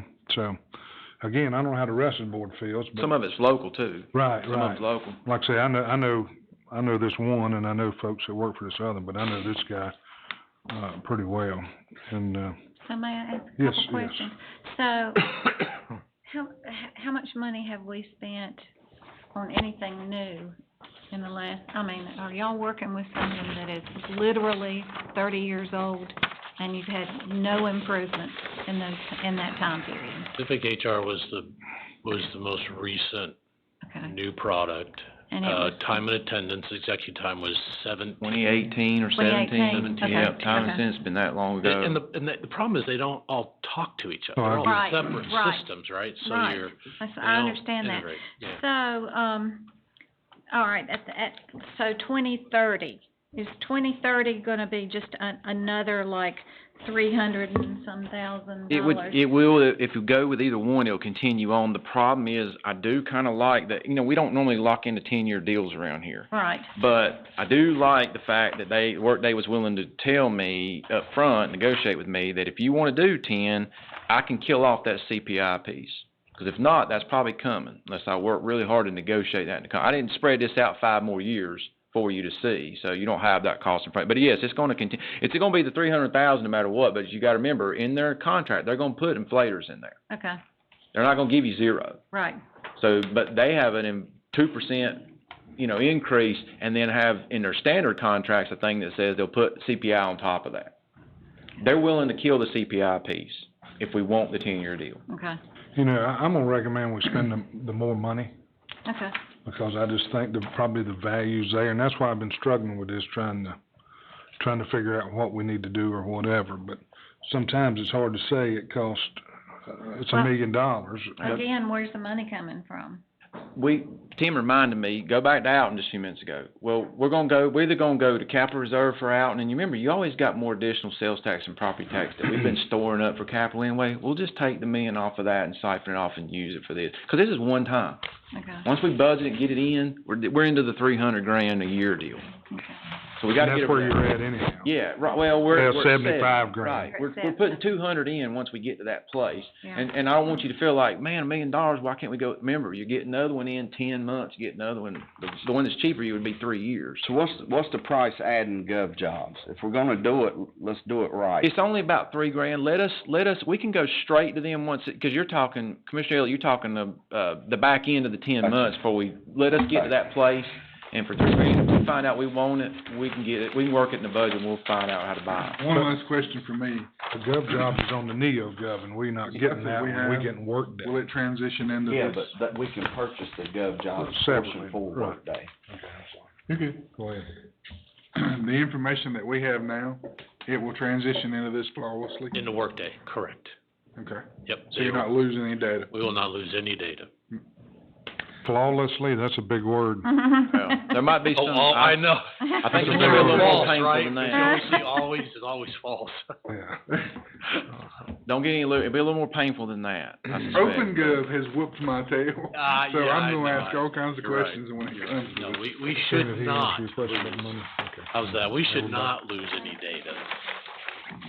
All right, we good with that? How do you wanna handle that, Casey, on the If I consent agenda? can I get permission to negotiate with, Workday a little bit more and make sure I got the details of the 10-year, what's in, what's out?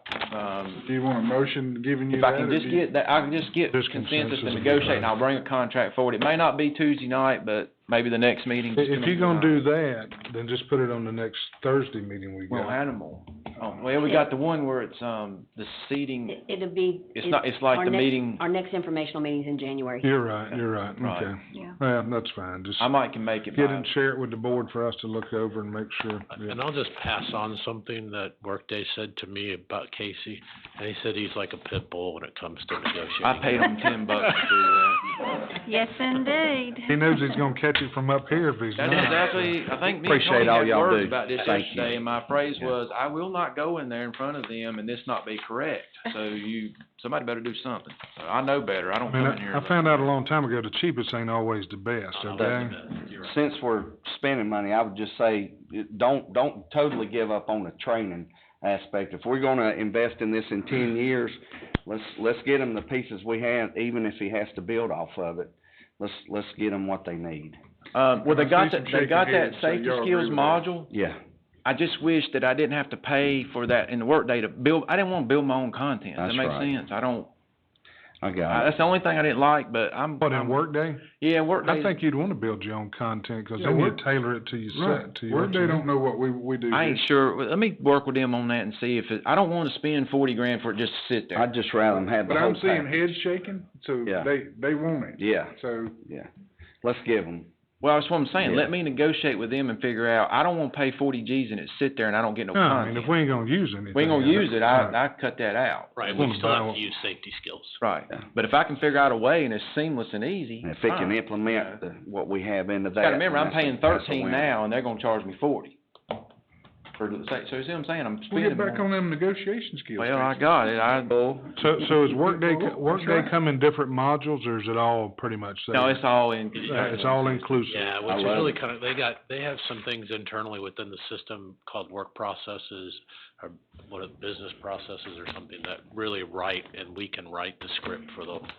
See, and that's one thing I don't like about modules. You gotta buy this module, and you gotta buy that one. If you don't have it, you know, I mean, I like somebody that gives me everything they got and Yeah, says, here their it is. technology seemed to be just a step above. Well, I'm telling you, with the folks on the back there that that uses their product, they gotta be state of the art, or those people's gonna drop them and move on to somebody else. Well, here's the deal, they've got AI. Cutting technology. That helps take a lot off of y'all, which I've been studying since I've been up here, so it's kinda won me over, so. Yeah. But you two on the DSS board, are y'all gonna like those dashboards with the time to fill reports and turnarounds? Not Okay. just for DSS, but for any department. I mean, they're slick. And they're very important. You can get it right with your eyes and see it. So if we do this, when's it gonna take place? We're gonna start in January? Start in January, Our maybe we hope can is get this thing in by the end of the year. That's been our timeline, is to start in January. By the have it end of approved. 2025? Roughly, yeah, 'cause it's 10 months. You start in Towards January. the end of 25, This time next year, basically. fingers crossed. Basically, we're just paying extra money to get it in now, instead of waiting Right, to 3 get it in years. faster. You're gonna use it Right. faster than the other system. So when you say the $500,000 for implementation, is that people here, or is that just online help? I don't. It's actually them doing some of the implementation work. We will meet with them, talk to them what we want. They will go back and create the And build it. processes that we want. So these build it. applications you're talking about, they will do that? and- Yeah, then some of it, we're gonna try to do some of it, as well remotely, in the sense of video conferences and things like that. And, we tried as part of what, in Casey's negotiation with them, to try to limit the on-site, work and travel. Once I talked to them, I didn't feel like I needed that as much. They were pretty slick about it. They put in a lot of systems online like that. I just need somebody, I want that expertise of, I got a problem here, help me build That's how this. most of it's Right. done now by the Right. good companies. They do it and. And the other plus hand to you the- Workday is one of the people that we worked with as we talked through this lives in Davidson County. Doesn't live very far away from here.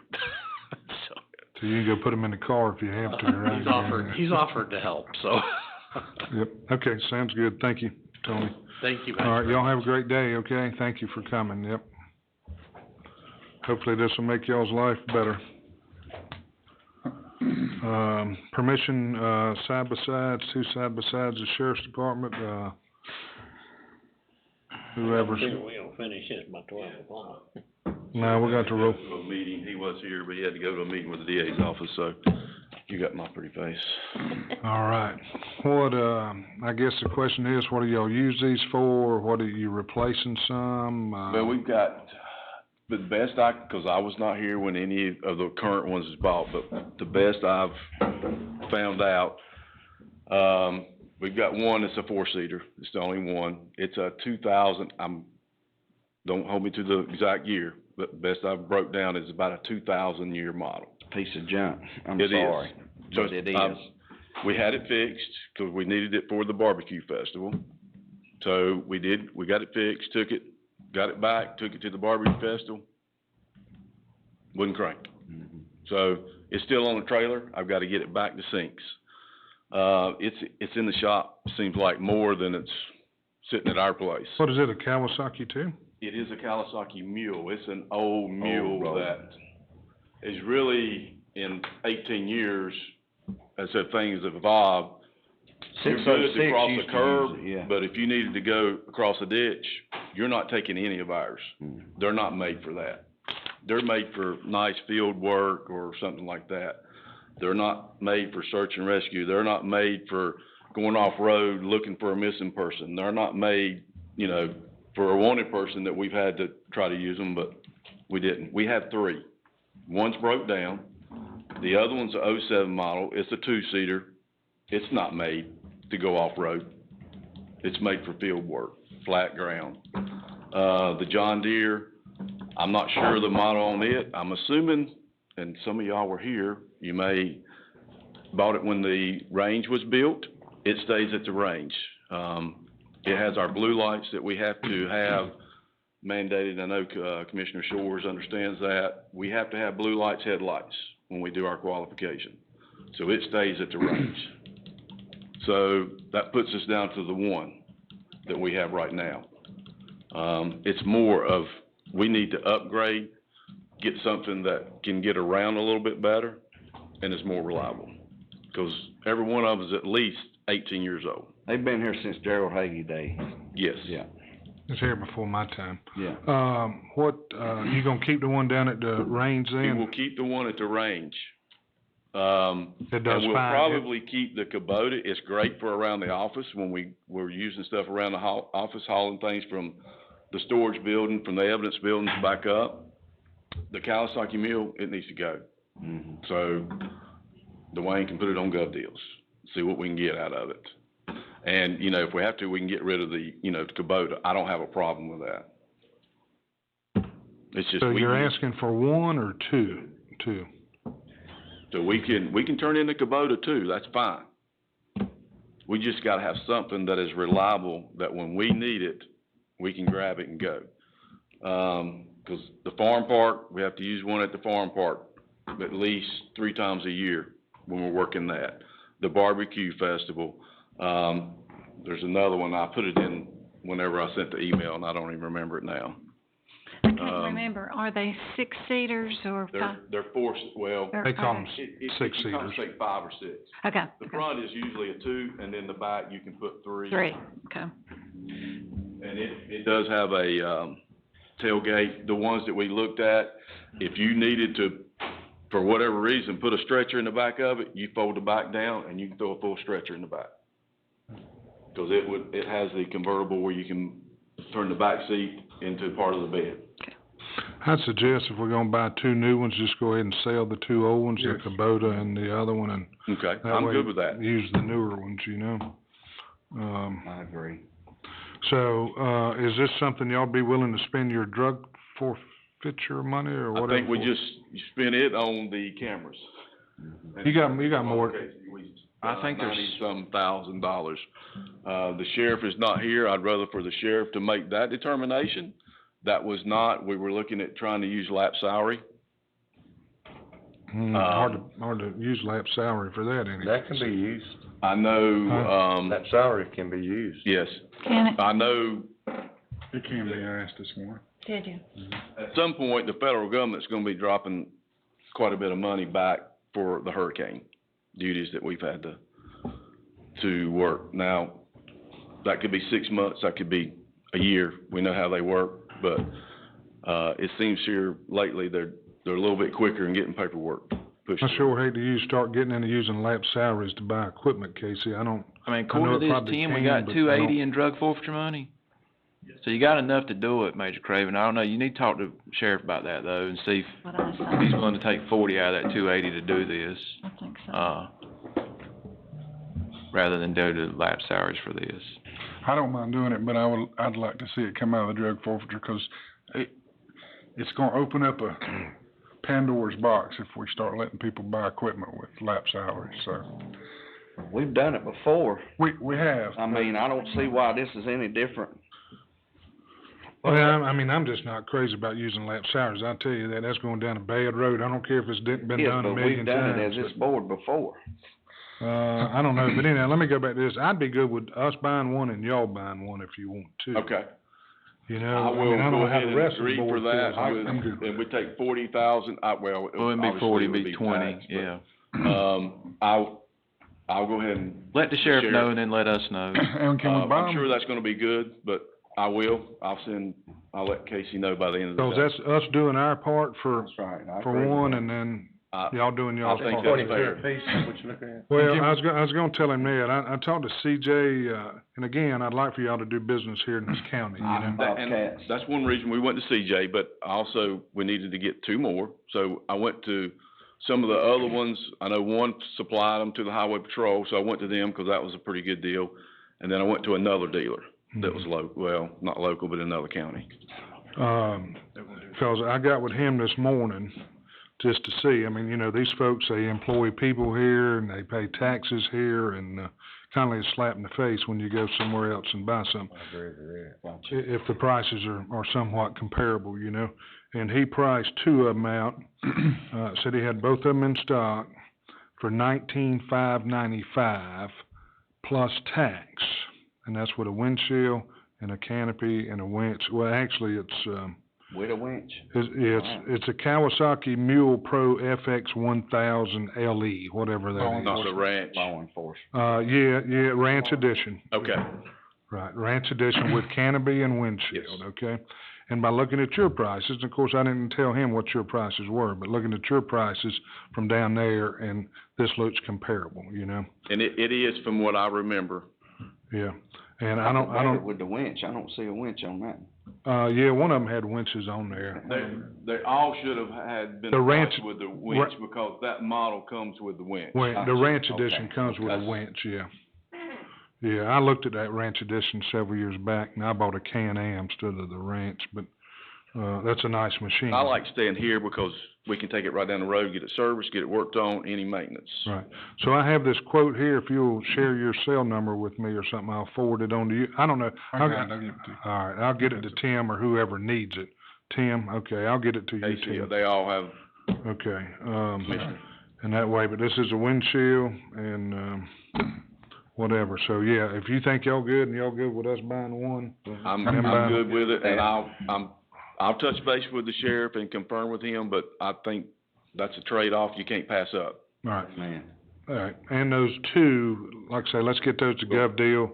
You may wanna keep. It's not bad if there's another agency in the county that wants to use one. The Kubota? Yes, but I wouldn't take it off-road. It's great for field. Maintenance. I'd say Parks and Rec. Parks and Rec, Parks and Rec, there you go.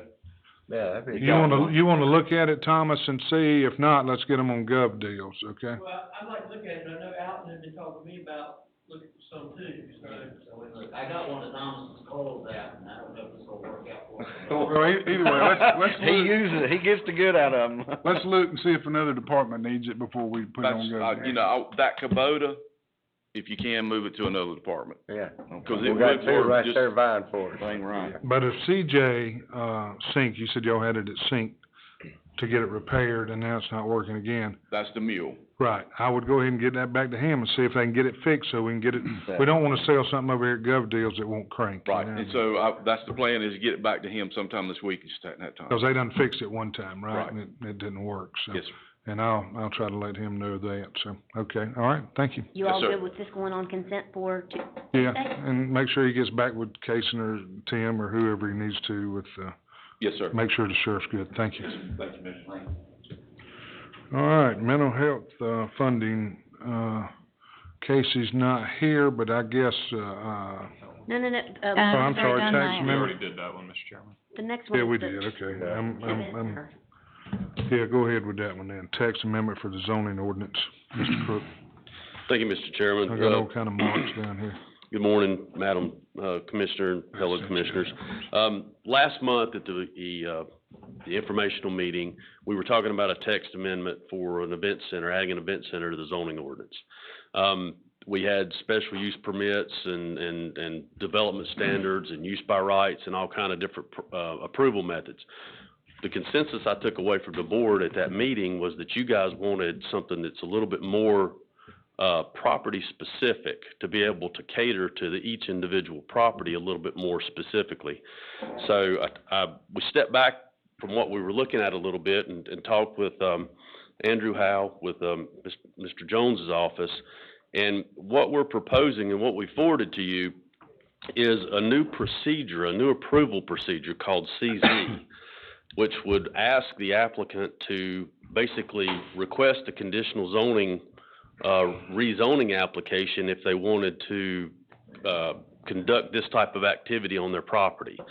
And if the information that we sent to you, we proposed having a CZ, RC, CZ, CS, CZ, HC, and allowed by right in LI and HI.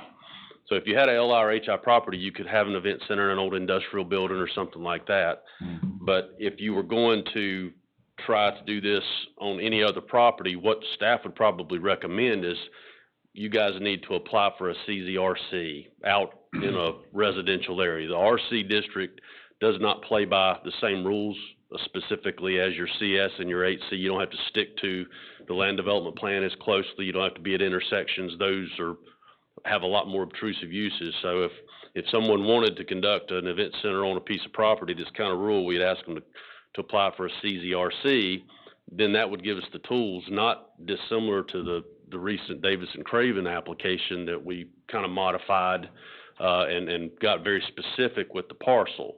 This would give the commission and staff and the plan board tools to look at the individual property, you know, see the size, set decibel levels, set screening requirements, set, you know, setbacks. If the board wanted to do that, it would, in staff's opinion, offer a lot of flexibility for each individual parcel. I'd be happy to entertain any questions. Any questions? Yeah. No, sir. Go ahead, Commissioner McClure. No, I don't have any. Oh, I thought you said you did. All right, so what do we need to do? Well, I think we can maybe continue it and set it for a, you know, the next available commissioners meeting to, you know, vote on the amendment. Maybe put it on for the 25th to give us a, Do you have, what is your thoughts on, if you've got a speaker who wants to allocate his time to another speaker?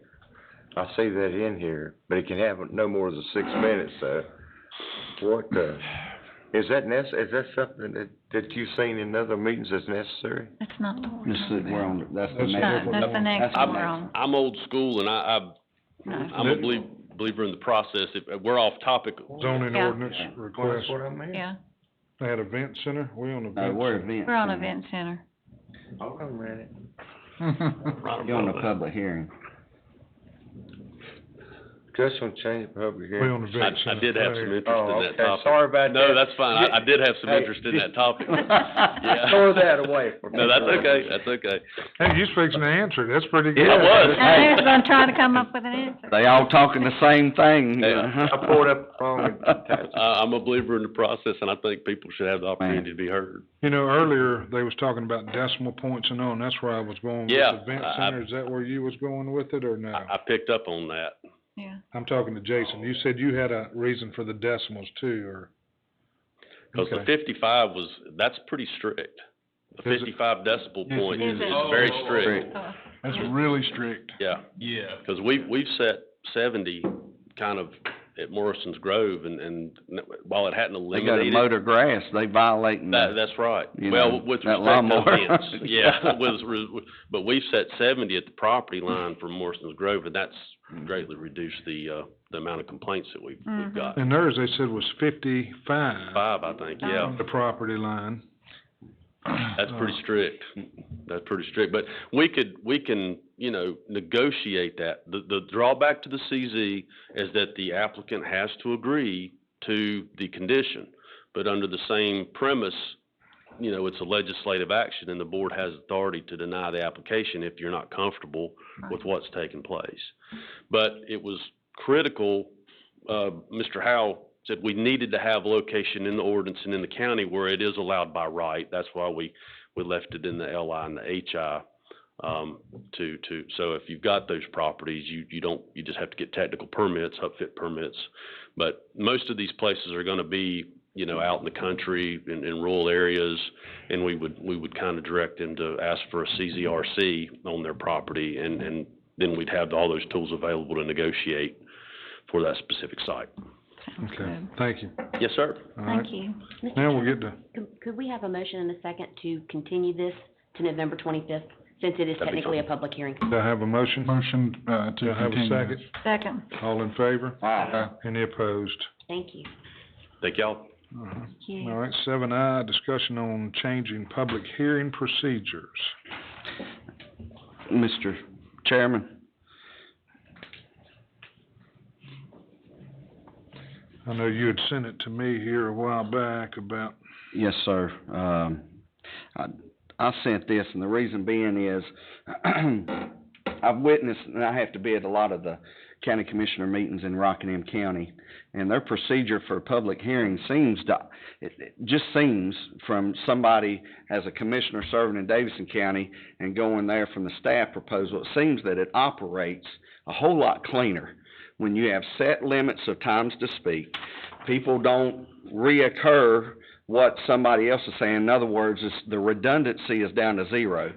The community gets together, they either focus with one person, they can relinquish their minutes to speak. If Steve says what I feel, and then I was gonna say the exact same thing, I can give my minutes to somebody else, or I can give an additional minutes to Steve as he continues to speak or whatever. So I think, having a clear set like that just tends to work out a little bit better. I'm not trying to say that, we're trying to limit the citizens or anything like that, but I do think this is not just a benefit for the people, but what if you've got 7 public hearings and the first public hearing wants to talk to 12 at night? Is that fair to the other citizens that need their stuff heard? So I really think it's a benefit for us to just have it in the chairman's wheelhouse to say, here's what we've got. We've got a timer up. Once the timer's done, you have been heard. Everybody gets a chance to be heard up to a percentage of time. And the community gets to decide. Most of the times when these communities get in here, like the one we just had, they've got a spokesperson anyhow. And, we want to hear what they've got to say, but it gives them the onus to say, get together, get your points out, let us hear it, but then we can operate our meeting in an efficient manner.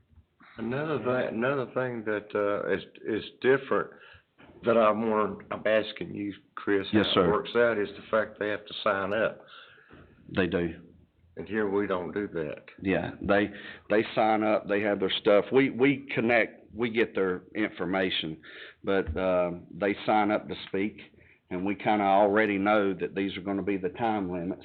And then it helps the other people know who's on the list. So if they need a copy to relinquish their time to the next speaker, or if they feel like anything's not going to be done, they can kind of get together and do that. I'm gonna start off with Fred, since he's done as many Okay. public hearings as anybody in here, to see what his thoughts, I don't necessarily agree with that, because you're gonna cut people off that might wanna speak, and whether or not that person thinks that somebody in front of him has said the same thing is really not a moot point. If he wants to speak, it's a public hearing, he ought to be able to speak.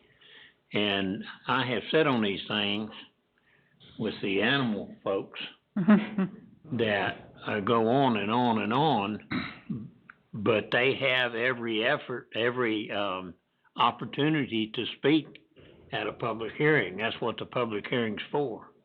And if we say, well, we're only gonna have 5 people speak, or 10 people speak, or it's only gonna be 30 minutes, then I think that we defeat the use of the public hearing. The whole idea of the public hearing is for the public to be able to speak. right now. I agree with Fred.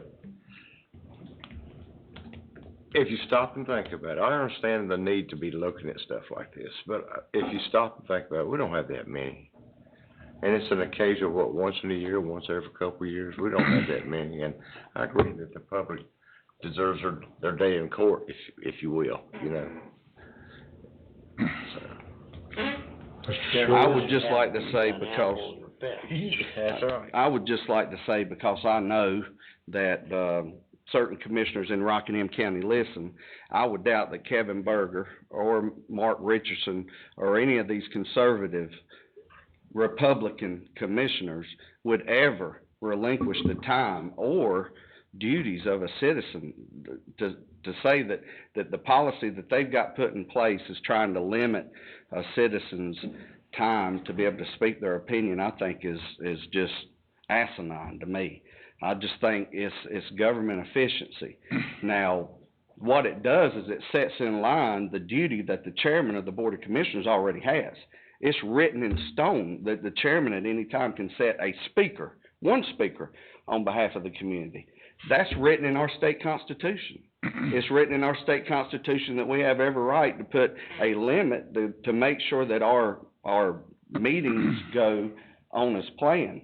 And it also limits the fact that if you did have a group of individuals who tried to make a mockery of this board and that meeting, they could hold hostage this group, and we could have an unlimited amount of speakers for an unlimited term of minutes, which is not okay.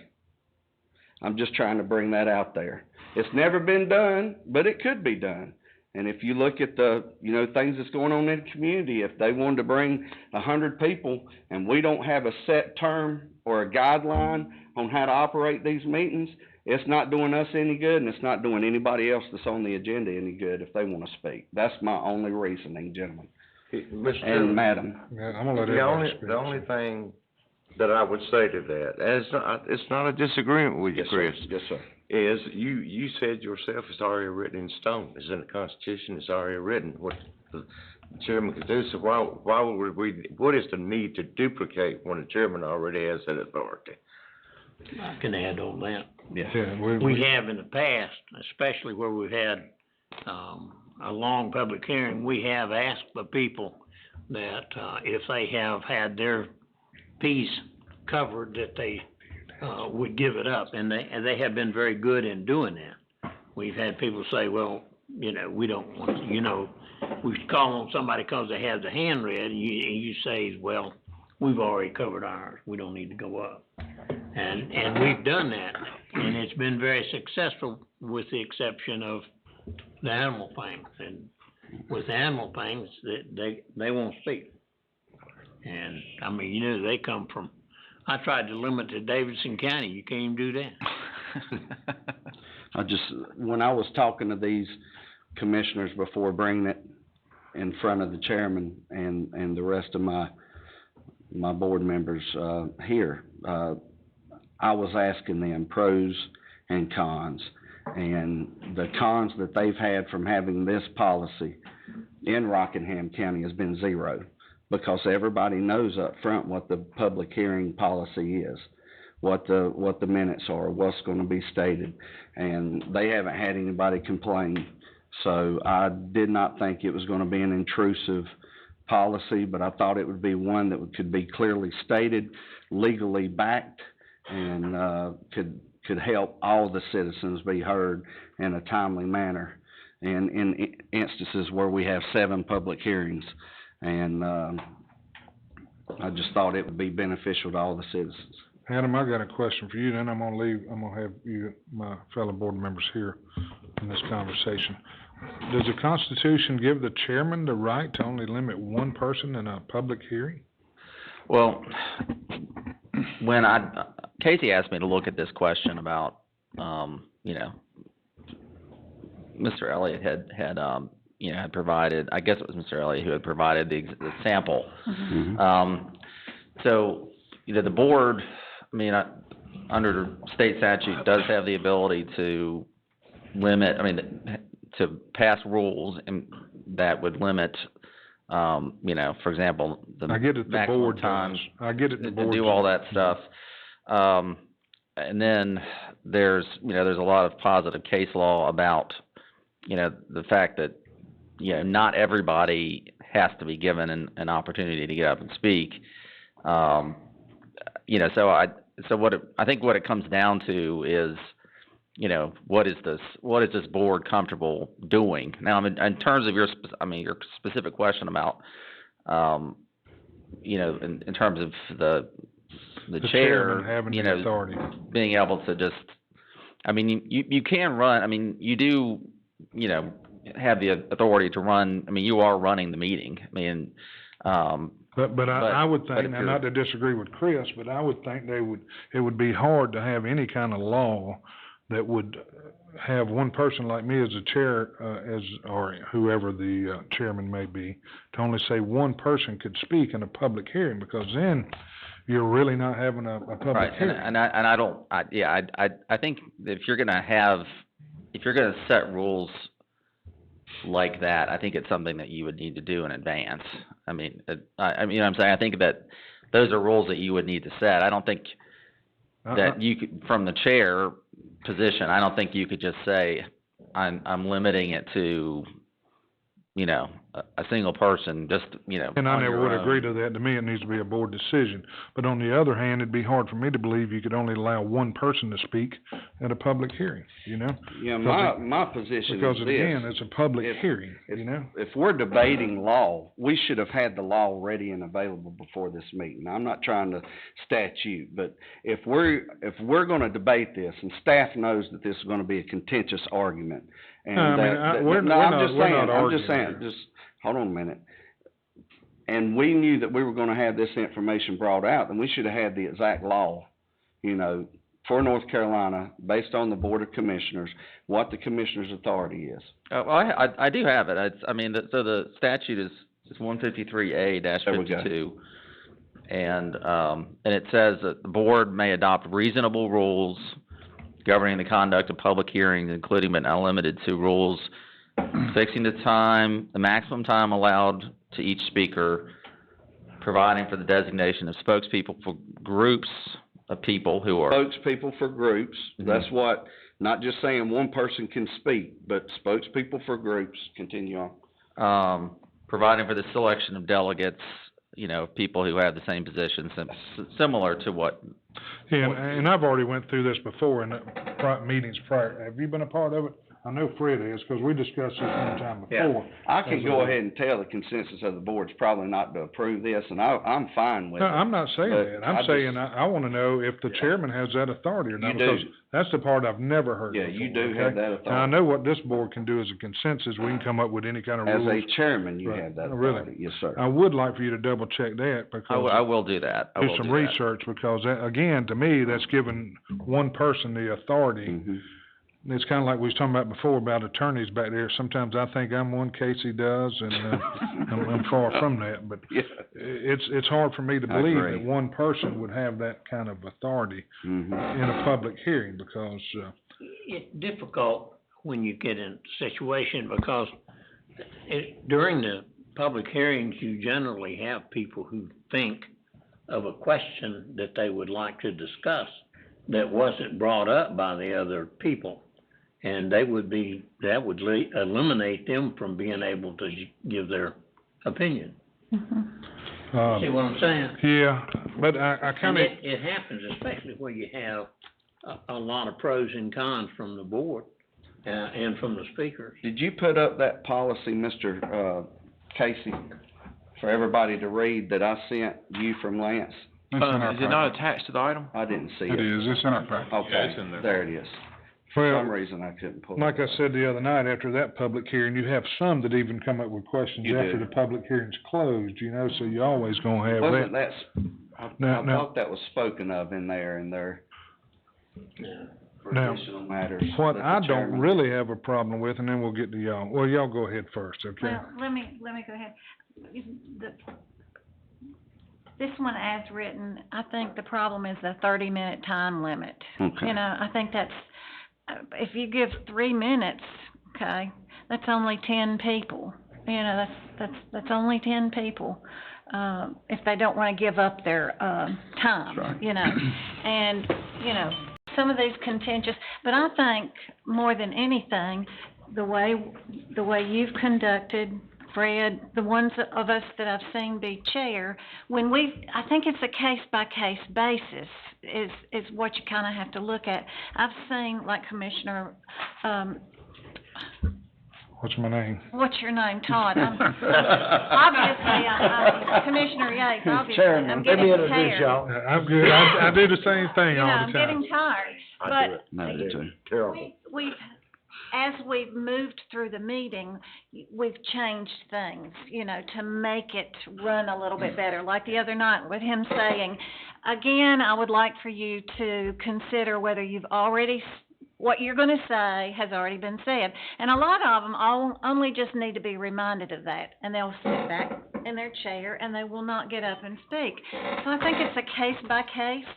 As to the, you know, contentiousness of the situation, and I like the way the chairman has the ability to do that, you know, and over time, as we get older, we do a better job of being chair and conducting the meeting. So I don't believe I would I don't believe I would change it from what we're doing. I just think the chair needs to be mindful of trying to get it to move along. Keep it going. Yeah, and I think that's up to us. Mr. Chairman, if I can kind of add into this a little bit, because I would suspect, and Commissioner Elliott can correct me if I'm wrong, having worked in Alamance County, this policy was probably written by the same attorney. Yeah, that's right. It was a similar thing in Alamance. We had public hearings where, like we do now here, and it was implemented with some guidelines on time for speakers. I think Commissioner Watford made a good point. The 30-minute time limit kind of narrows down. If you got a room full of people, that's 10 people. That's right. Okay, it is.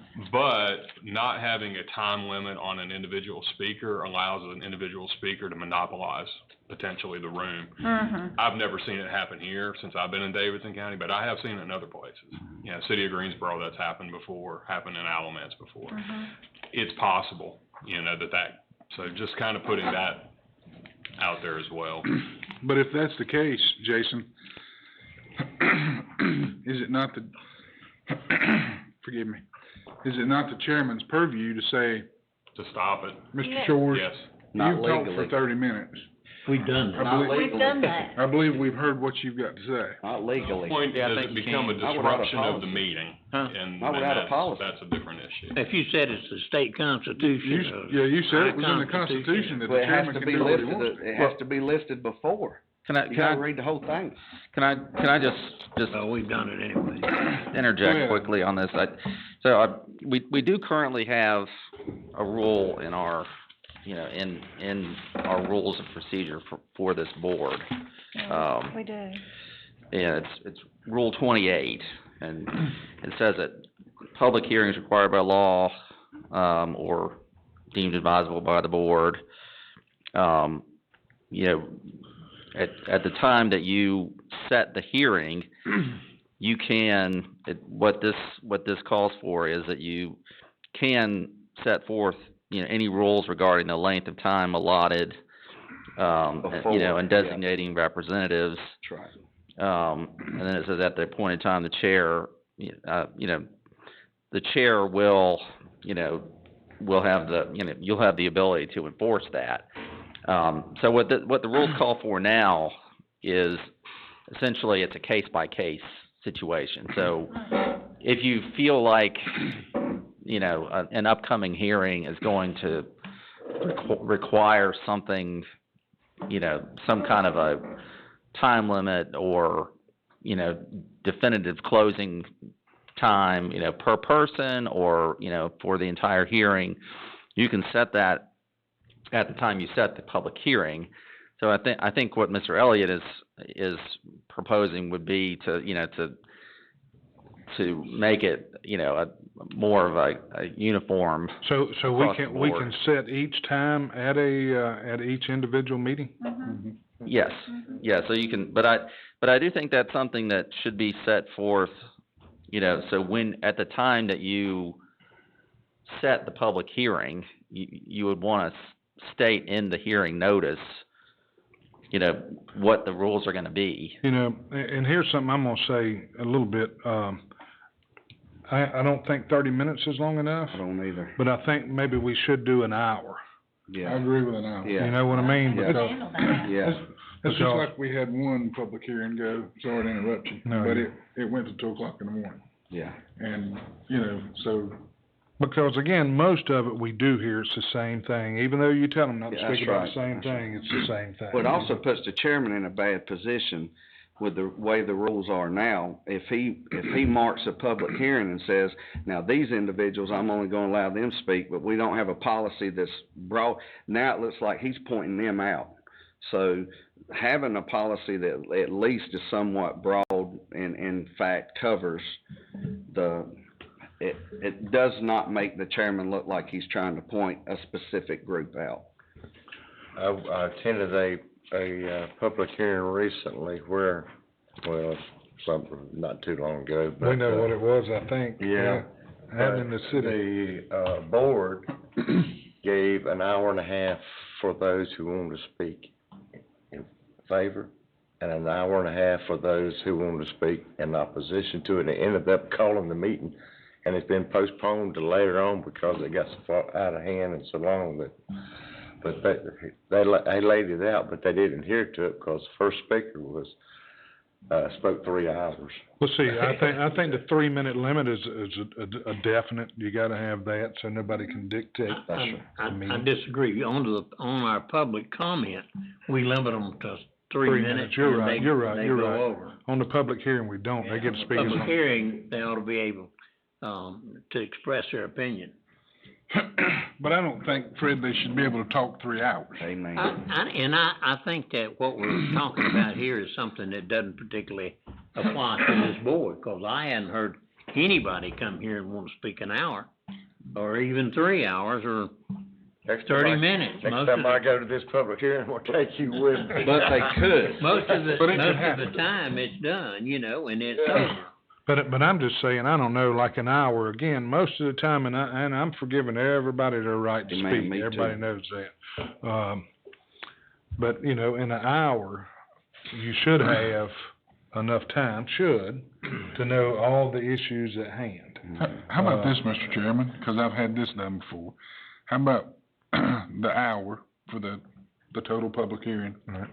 And then each person gets 5 minutes to speak, with the ability to speak twice. And once I've spoken twice on the subject, that's my 10 minutes, and I should be done.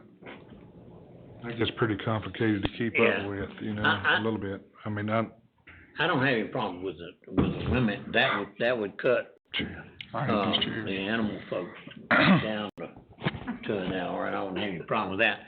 When I first was on the board, they were doing the planning and zoning. Remember when they started doing that, and they had to go down to the theater down there to have the hearing? Now, that was a long hearing. Another one was when we tried to do the public hearing on the Yadkin before, when we went to several different places to see what theirs was. But we haven't had a situation, in my knowledge, that went that way. The only ones that I've seen are the ones with kids and the ones with pets. And those tend to go longer than we ain't had a whole lot of trouble with it, but again, And there's no problem with announcing at the beginning, especially if you have it that the item for such and such will be limited to an hour. I don't think you can have a but I think, like you said, we kinda need to set it up as a board.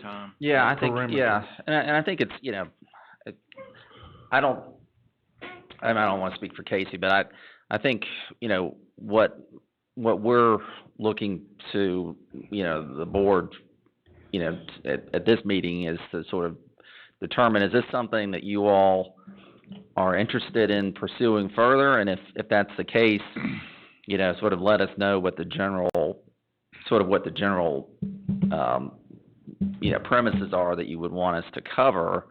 And then we could go back and kind of draft a policy, that would be, that would be geared towards, how you want it to be. And I guess, a big part of this is this deciding in advance, or deciding, whether you want to do something more specific, is, are you satisfied with the current rule where, you could set, you could set parameters on time, and representation, on a case-by-case basis, and you really, as Casey said, I think you would need to do it in advance, and publish it in the hearing notice, or do you want to, adopt, specific time limits that will apply across the board always, for all hearings? So, I mean, seems to be kind of the, a big part of the thought process there. I think that. One thing to bring up about that, though, is our public hearings are set at the same time that the planning board public hearings are set. They don't even know whether it's contested at that point in time. I mean, we do have some that, like Davidson Craven, we knew it was gonna be contested. But they have things that come up that they don't see being contested And we've already scheduled a public hearing before they've had theirs. And I don't wanna look, I don't want the board as a whole to look, you know, to look like we're aggressive towards any party. We just, I think it'd be beneficial just for the citizens of Davidson County just to have a policy that was broad, Well, and whatever we It voted would be on. beneficial for them too, because those people's gotta sit out there and hear the same thing we That's gotta right. hear over and over and over too, you know, I mean. Yeah. And again, they talk about traffic, well, we don't have anything to do with traffic, they don't understand that, but if DOT gives them a permit, then traffic's not really ours. I Amen. get it, they want us to hear it and I'm listening, but again, we don't have a whole lot to say about the traffic part of it, but again, we may be doing them a favor because they ain't gotta That's sit true. here till midnight. Especially if you're the hearing behind that. I think the hour limit is something that we could Work go ahead with. and do and limit it. Yeah. I don't see a problem with that. I have a problem individually. Yeah. We had this situation come up where we had the people down there at the lake, I think, or maybe it was at the lake where they had, disciples, where the guys was having parties down there and they was doing it all night long. Well, we talked to those people 2 or 3 times. And it was one of those things that we wanted to try to get the folks, the staff, to do something about and look into. And that happens. Hey, like I say, you just tell them at the beginning of the meeting, look, we got an hour, be mindful of other people's Amen. time. Say Amen. say Try what to you give wanna everybody a say, chance to speak. and be mindful that we only have a total of an hour, but go ahead. And once this policy, if it's adopted, I can see where it would be beneficial to get, opposition organized. You know, you get your speakers, you get your points and your ideas across, but to be so restrictive that you disenfranchise the citizen, where they don't feel like they get there, that's the balancing act, and I don't envy you sitting in that chair, because I'm a believer in the process. I've been doing this 31 years. I remember the Piedmont Chemical, public hearing that lasted well past midnight. So I could see a benefit to limiting the time frame and, you know, up front, you're gonna have an hour, you're gonna have an hour and a half, whatever that number is.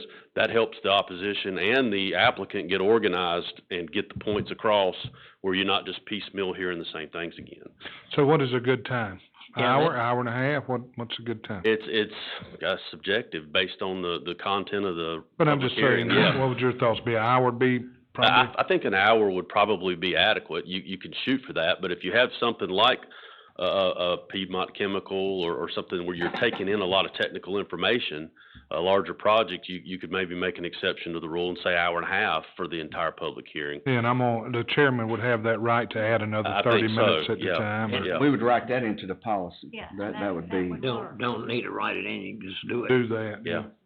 You have, then that Piedmont Chemical thing, we had more discussion amongst the board than we had from the citizens. So Sure. the majority of the time we spent was back and forth with because it was very contentious. It was ultimately declined.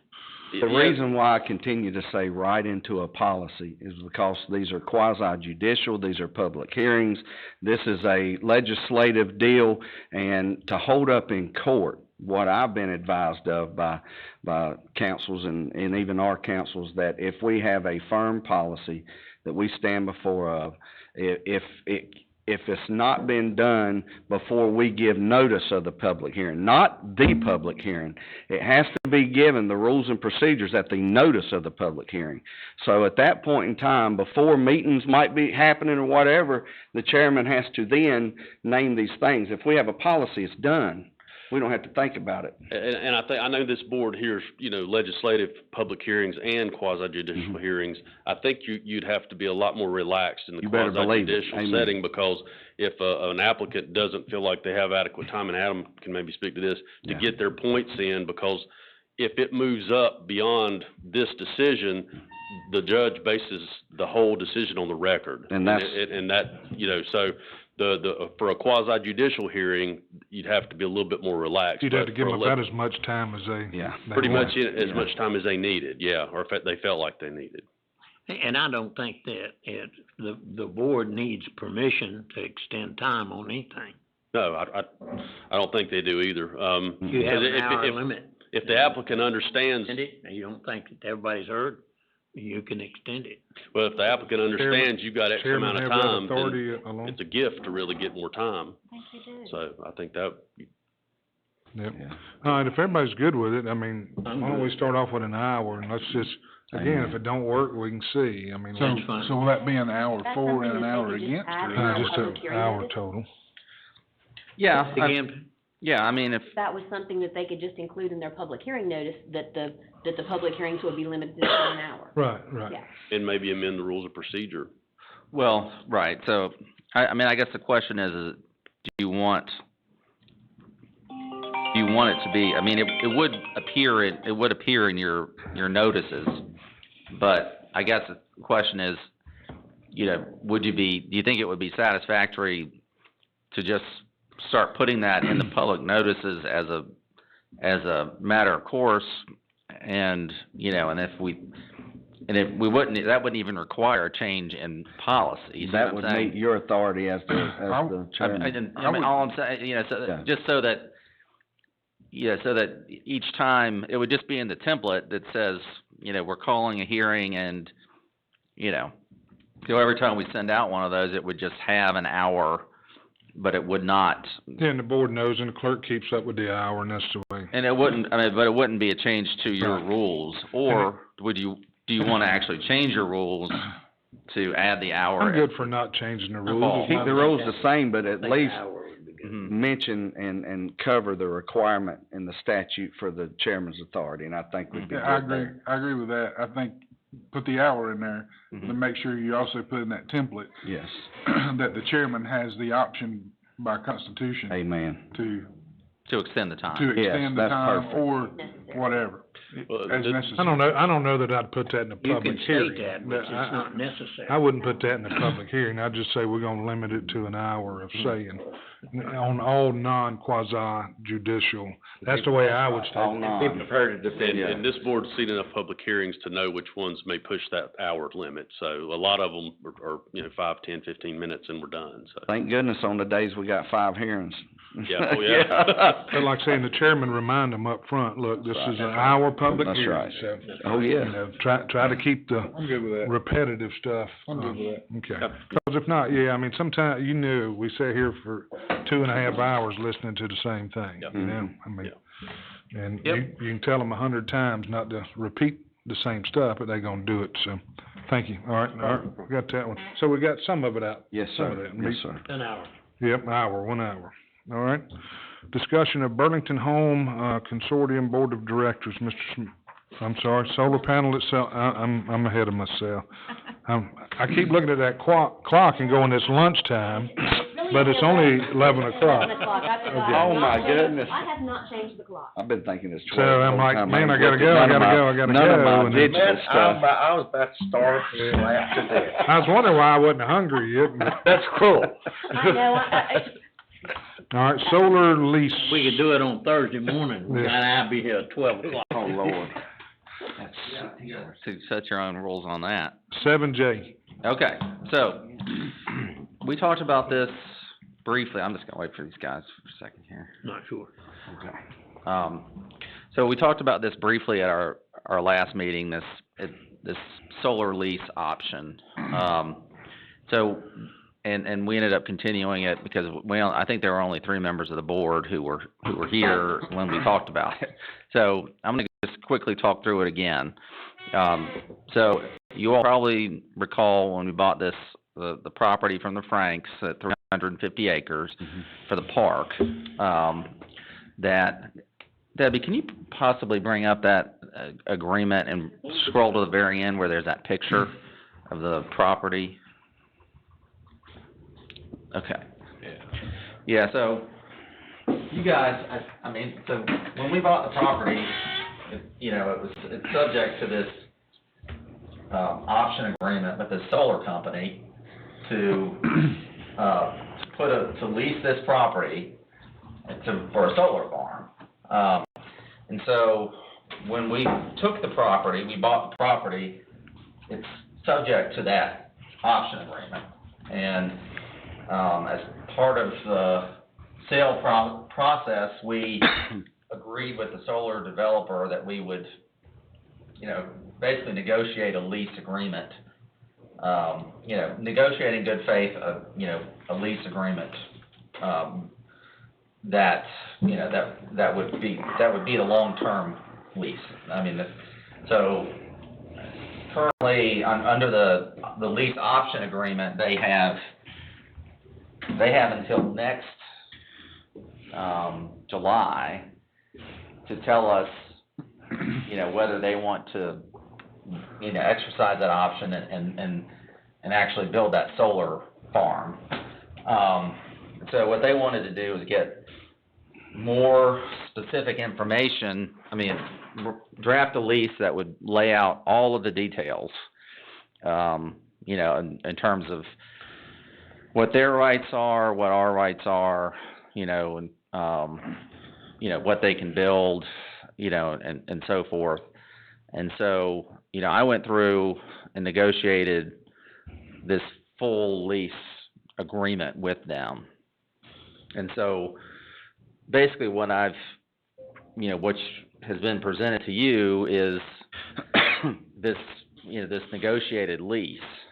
And so what this lease does is it sets up all the terms and conditions that would apply, and basically they would have this 25-year lease, and which could ultimately be extended out to 40 years. But one key thing about this lease agreement is that it still keeps that July of 2025 timeframe. So it's essentially still giving the solar company until next July to decide if they want to go long-term or if they just want to cancel the whole thing. Does that make sense? I got a question, since I guess I was part of this from up front. I didn't know, Casey, when did all this come effect? I knew there was a lease. I knew these people had a lease with the original owners.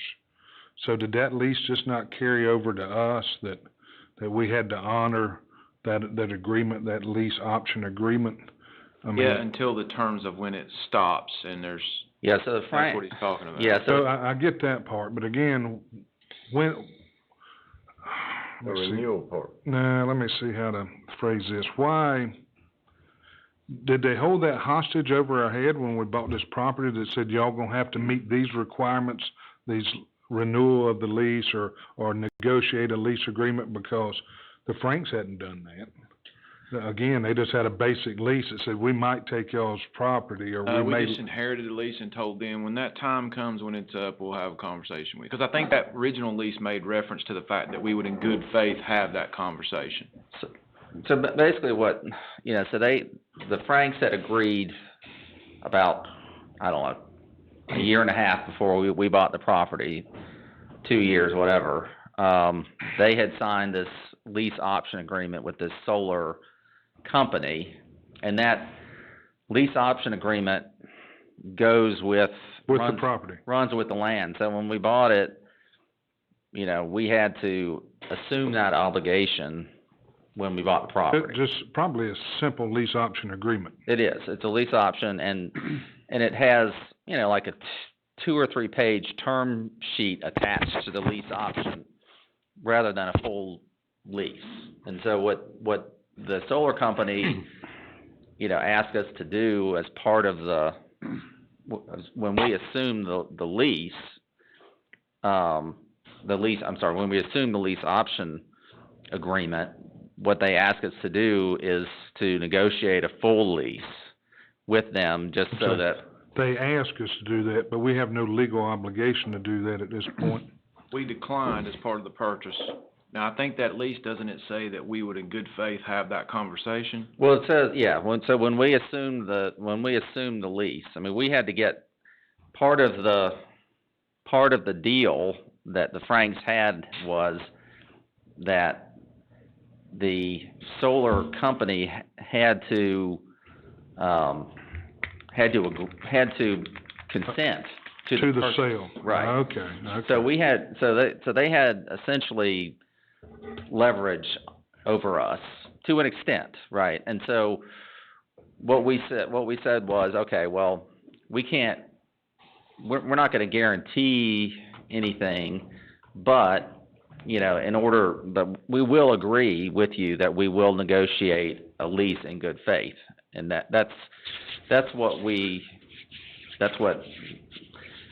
how we essentially got them to agree, to consent to the transfer. So I would not have planned to negotiate a full lease if it had not been for that, but they, basically made that a condition of giving their consent. They said, well, we'll consent to the transfer if you agree to negotiate in good faith a full lease agreement. So, so after the property transaction closed, I went ahead, negotiated this full lease agreement, which I think is a fair agreement, and I think it's a good agreement that would protect our interests going forward, if they actually did decide to build the solar facility. And it does sort of preserve that option period that, that they would have to make a decision by July of next year, whether they're gonna do it or not. Now, there is one, I think, important factor that you should be aware of, and this came up a little bit, in our discussion last time. So if first off, even if we don't sign this lease now, if they decide to exercise their option before July of next year, we will be obligated to sign a lease with them. So basically, it would be agreeing to sign the lease now, or just waiting until July to sign the lease agreement, which I think we could say, well, okay, well, we're just not gonna sign the lease now, and we'll just punt it until next July. I don't think that would be bad faith to do that. The second point is,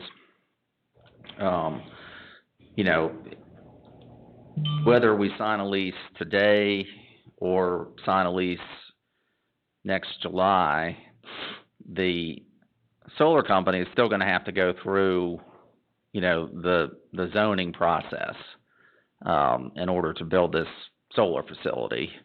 And the land is currently zoned, I think it's RS and RA2. I think the area where this is RA2. And so what that would mean is they would have to in order to build a solar farm on this area, they would have to request a special use permit, and that special use permit for that area, for a solar farm would have to be granted by this board. Quick question. Again, to me, good faith effort, whether we do it, we knew when we bought the land, they had this option, okay? Right, yeah. So again, to us, what I would be saying is, in good faith, if you come to me next July and wanna do this, then we'll go in good faith and try to lease you the property. Sign that lease. Right. At that point. Or not sign it. Or not, well. No, you'd have to sign. We have to negotiate. Is it written in that it's some kind of automatic lease. renewable?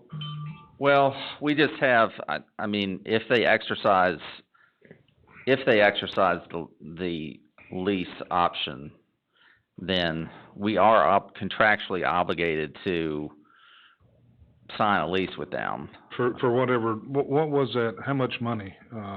I see something like $1,000. Is it $1,000 an acre? I think it's $1,000 an acre per year. Per year. Every year? Escalating at 10% every 5 years. So Yeah. $25,000.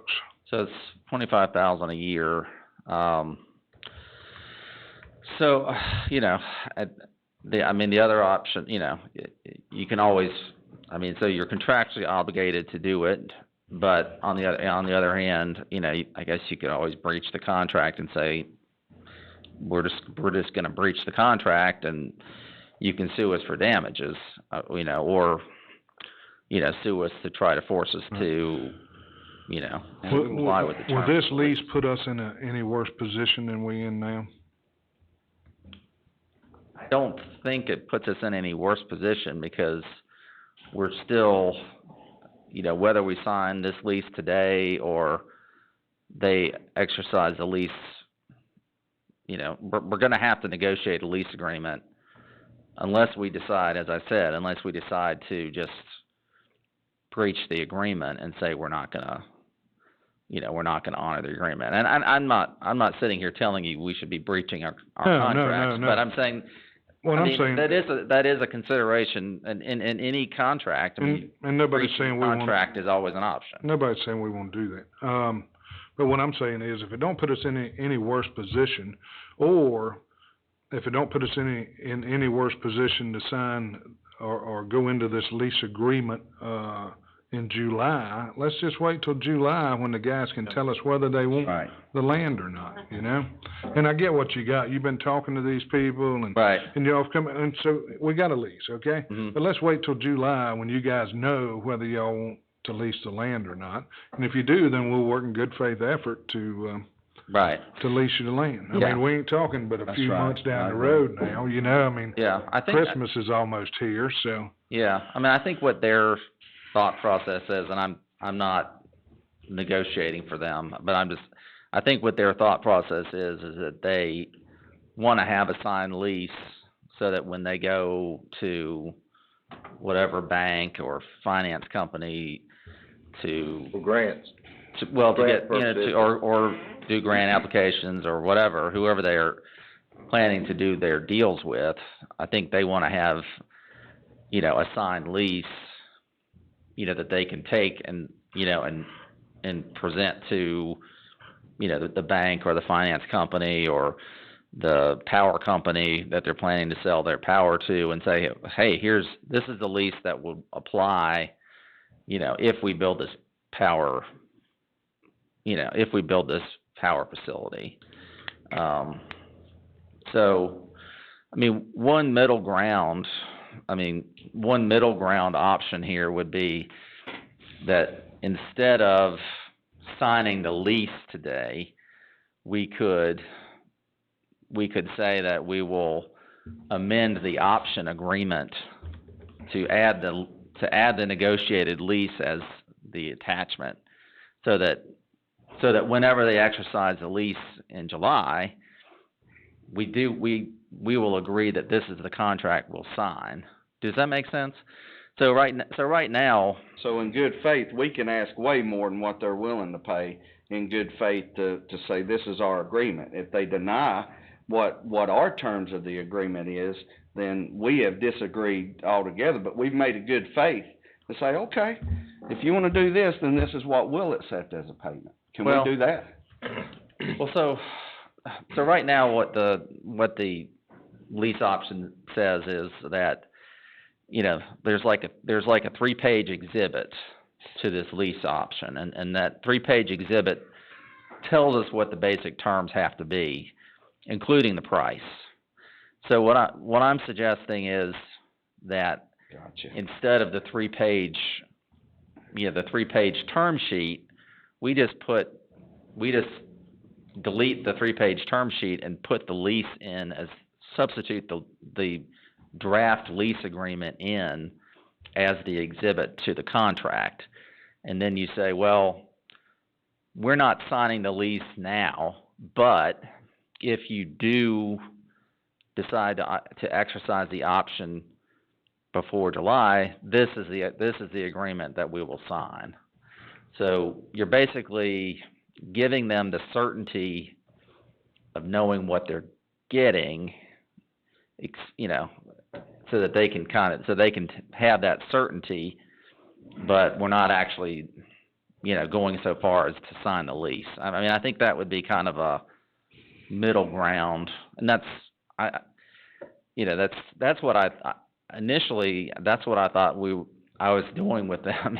So when we started negotiating it, I thought this was going to be a draft lease that would then be attached to the option agreement, and then, you know, but then later, you know, they said, well, no, that it's actually our intent to sign this lease immediately rather than attach it to the option agreement as an exhibit. So I don't, you know, I feel like it would be, you know, a decent middle ground to say, well, okay, we'll agree to amend the option agreement, you know, such that we'll agree that this is the form of the lease that we'll sign if you exercise your option. But again, you know, that's not something you have to do. I'm just suggesting that as a What's your thought, Casey? We inherited a bad contract, and it's got no way out, and the only reason we didn't have to talk to them is because we had to give them first right of refusal to buy the land. So I think Adam's got them, I mean, he's right. It's at a place where, do you want to have his terms put in there as the exhibit for July, given it, I like maybe the wait just then, they may not want to, maybe something changes between now and July. I don't see where giving a little more time would hurt anything at this point. Giving who more us time? More time to have that, see if something happens, and them too. I mean, I don't know. Maybe there's something happens and they don't want to exercise it. See, they got a whole lot of stuff to go through before they got to worry about going to the bank to get money or finance. And you know, first of all, they got a lot of other stuff to go through. So, but I get it at that point. They'd want to. I just don't see where more time sitting on this one would hurt at this point. I mean, that's what my thought process was. When was this? When did they do this agreement with the Franks? What year? Well, let's see. So long time. It would have been July of 2022. 2022 runs through. Yeah. So it's a three-year option, signed in July 2022, ending in July 2025. So they signed it. You know, I wish the Franks would have negotiated a little harder on this one, you know, for taking it. But I mean, we took it knowing they're there, right? And we took it also knowing we may could get power from them in the future. It's not like we didn't know going into this. It's just it's not I know how we are. We don't like contracts where we're forced into positions that we really ain't got a whole lot of say over. And the only thing I'm saying is, you know, to me now personally, I'd be like, when you know you're gonna build it, get with me, and then we'll get to the brass tacks of the lease. You know. When you got your financing in place, and that's how I would work. Now, again, you may see this differently on this item. Can I ask a question? Yeah, go ahead. Okay.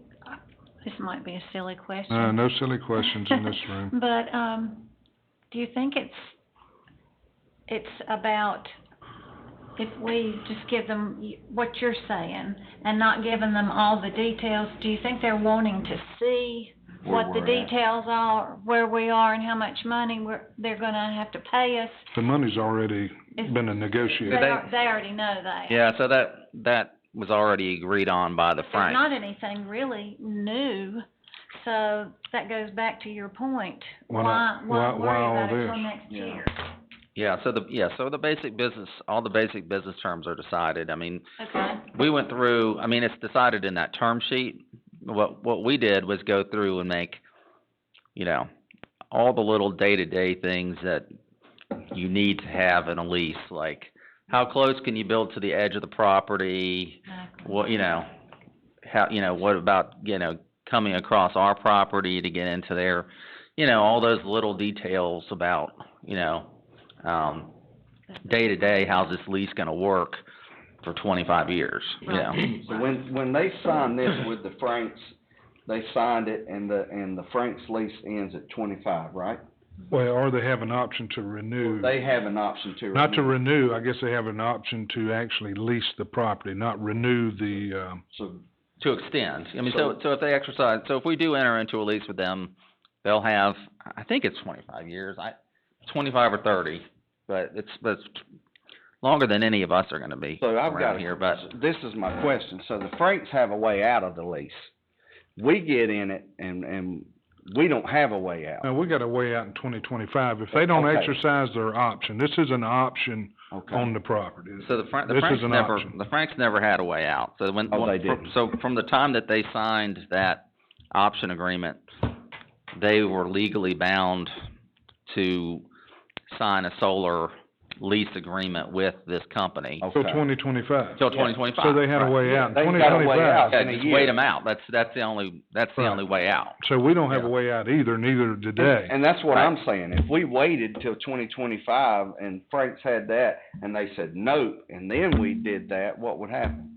We wouldn't have a solar farm. They have a way out. I think they've got the option to keep going from now to 2025, right? I mean, according to them, their plans is to build it out there soon. What that means, I don't know, but Well, right, and I have no idea. so so what they talked about is, that they've had actual interest from Energy United about buying the electricity from that solar facility, even though 27 acres for a solar farm is pretty small. Yeah. I mean, Yeah, from what I've been hearing, they want a lot bigger properties than that for solar farms anymore. But again, I don't see why we can't wait till July. If they decide they already know, if you send them a copy of this and go, look, guys, here's the copy. This, I ain't got it approved from the board yet, but this is probably what I can get pushed through. And I Right. guess that's why you wanting us to approve this, so you can say, my board approved this. But right. you could send it to them and say, here's all the things that I think we can do. Our managers looked it over.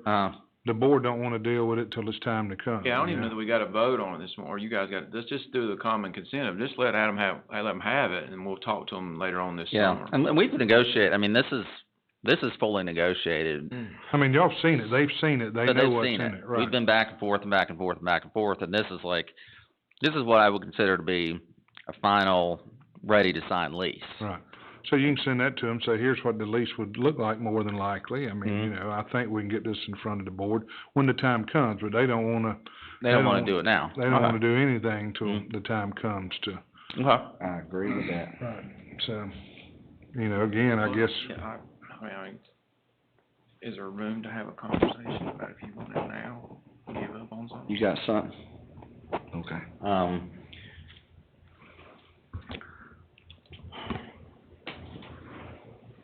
I mean, I guess we can do that.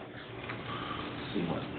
We'll do a closed session on, property or something, legal or something. Add a legal, I mean, I can just ask, Yeah, let's I'd like to talk what I just said back there a little bit. We're going back there anyway for personnel, if we got it legal. Add a legal to closed session, attorney-client, That's the property transaction. okay. Mr. Chairman, I make a motion that we add, Amend the agenda. amend the agenda. Second. All in favor? Aye. Any opposed? Okay, do y'all have anything, or y'all good? No? Okay. All right, so enough on that, Burlington Home. I'm looking here. Discussion of home, consortium, board of directors. If y'all remember, we joined this, I think it's called the, Eastern Piedmont Housing Consortium through PTRC. Last spring, they came and talked to us about joining with Burlington being the head of the group. All this item is essentially doing is, as a 5-county region, is asking for 2 members to join this board. It can be a citizen, it can be a county staff person, a municipal person, non-government members. Jason's been for right now, they had a meeting recently with some of them, and he kind of de facto sat in. He and I don't mind doing it, however you want to do it. I just want to we need to seek this with 2 people. We getting any benefits from it, Jason? Yeah, the Home Consortium, what that is, that's the Home Investment Partnership Program, I think is what it's called, the official term. That's monies that's sent directly from HUD. In the old days, this was all run through the city of Greensboro. In Burlington, in their population growth, they've got into where they can actually start their own consortium. So everything runs through the city of Burlington. This is for low-income housing, like homeless, things like that. They are doing, when I worked with it before, it was specifically individual homeowners. Now they're looking into bigger things like group housing, things for homeless veterans, that kind of stuff, as well as elderly, disabled, low-income folks that are, and what they define by that is depending on your metropolitan area, which here would be Winston-Salem. It's 80% of that household income, so probably somewhere in the neighborhood of 45,000 household income qualifies for it. It can be done a number of ways. It can be set up as a grant. They can be set up as a loan, where that all runs through, it would run through the city of Burlington's books, so to speak. They would, between partnering with PTRC, they would have to record deeds of trust in Davidson County, that kind of thing. But yeah, I think there is benefit to it. And the purpose of the board of directors is to help identify potential projects in those areas. I know the city of Thomasville was part of this. Lexington did not get on board in time. They may end up being a partner in it at some point. But there was a real tight window to get all this organized, and my understanding is they did not get on yet, but I'm sure they're going to want to do that at some point. City of Thomasville is on it, so they would have my understanding from Michael Blair, they would have their own folks that would be nominated on there by their city council. And then here, like Casey said, it can be anybody, it can be a commissioner, it can be us. A lot of places will put their public housing authority people on it, and things like that. So, or if you've got a nonprofit that you can appoint to it. Have we got money out of it, or? That, I don't know the dollar amounts yet. That's part of what'll come in, and I think it's gonna be about $2 million. Now, how they divvy that out between jurisdictions, I think it's based on part projects. of that first project. You gotta have a project in your county, and then they'll come to you and say, we've identified this project, the matches you work through, because the matches get covered sometimes other ways where the local jurisdiction don't have to put anything in. There's we wouldn't have to put anything in. We hadn't had that project identified yet. But yeah, how they divvy the funds out, that's gonna be part of that first board of directors to start to develop that, how the funds are going to be distributed. So having everybody have an equal voice on there is important. I think having that, HUD folks on that'd be a good person to put on there.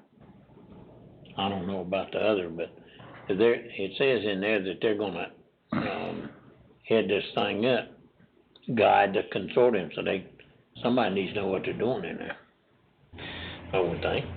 Commissioner McClure, can you be a little more specific on who you talking about, the HUD people are? I don't know who those are. I guess just some folks that works with HUD over here on the board. Is that who you? And I know him, but I don't think he's worked with us on the board. Okay. He's somebody local? Yeah. Okay. Yeah, he's been very active in the home industry and trying to further that with the organization here, Low Health. The guy that me and you talked to out there at the, the younger guy, the dark-headed guy we stood out there and talked to at the, give me a card, I've got it at home. County City Day or whatever it was in Thomasville, State of the County,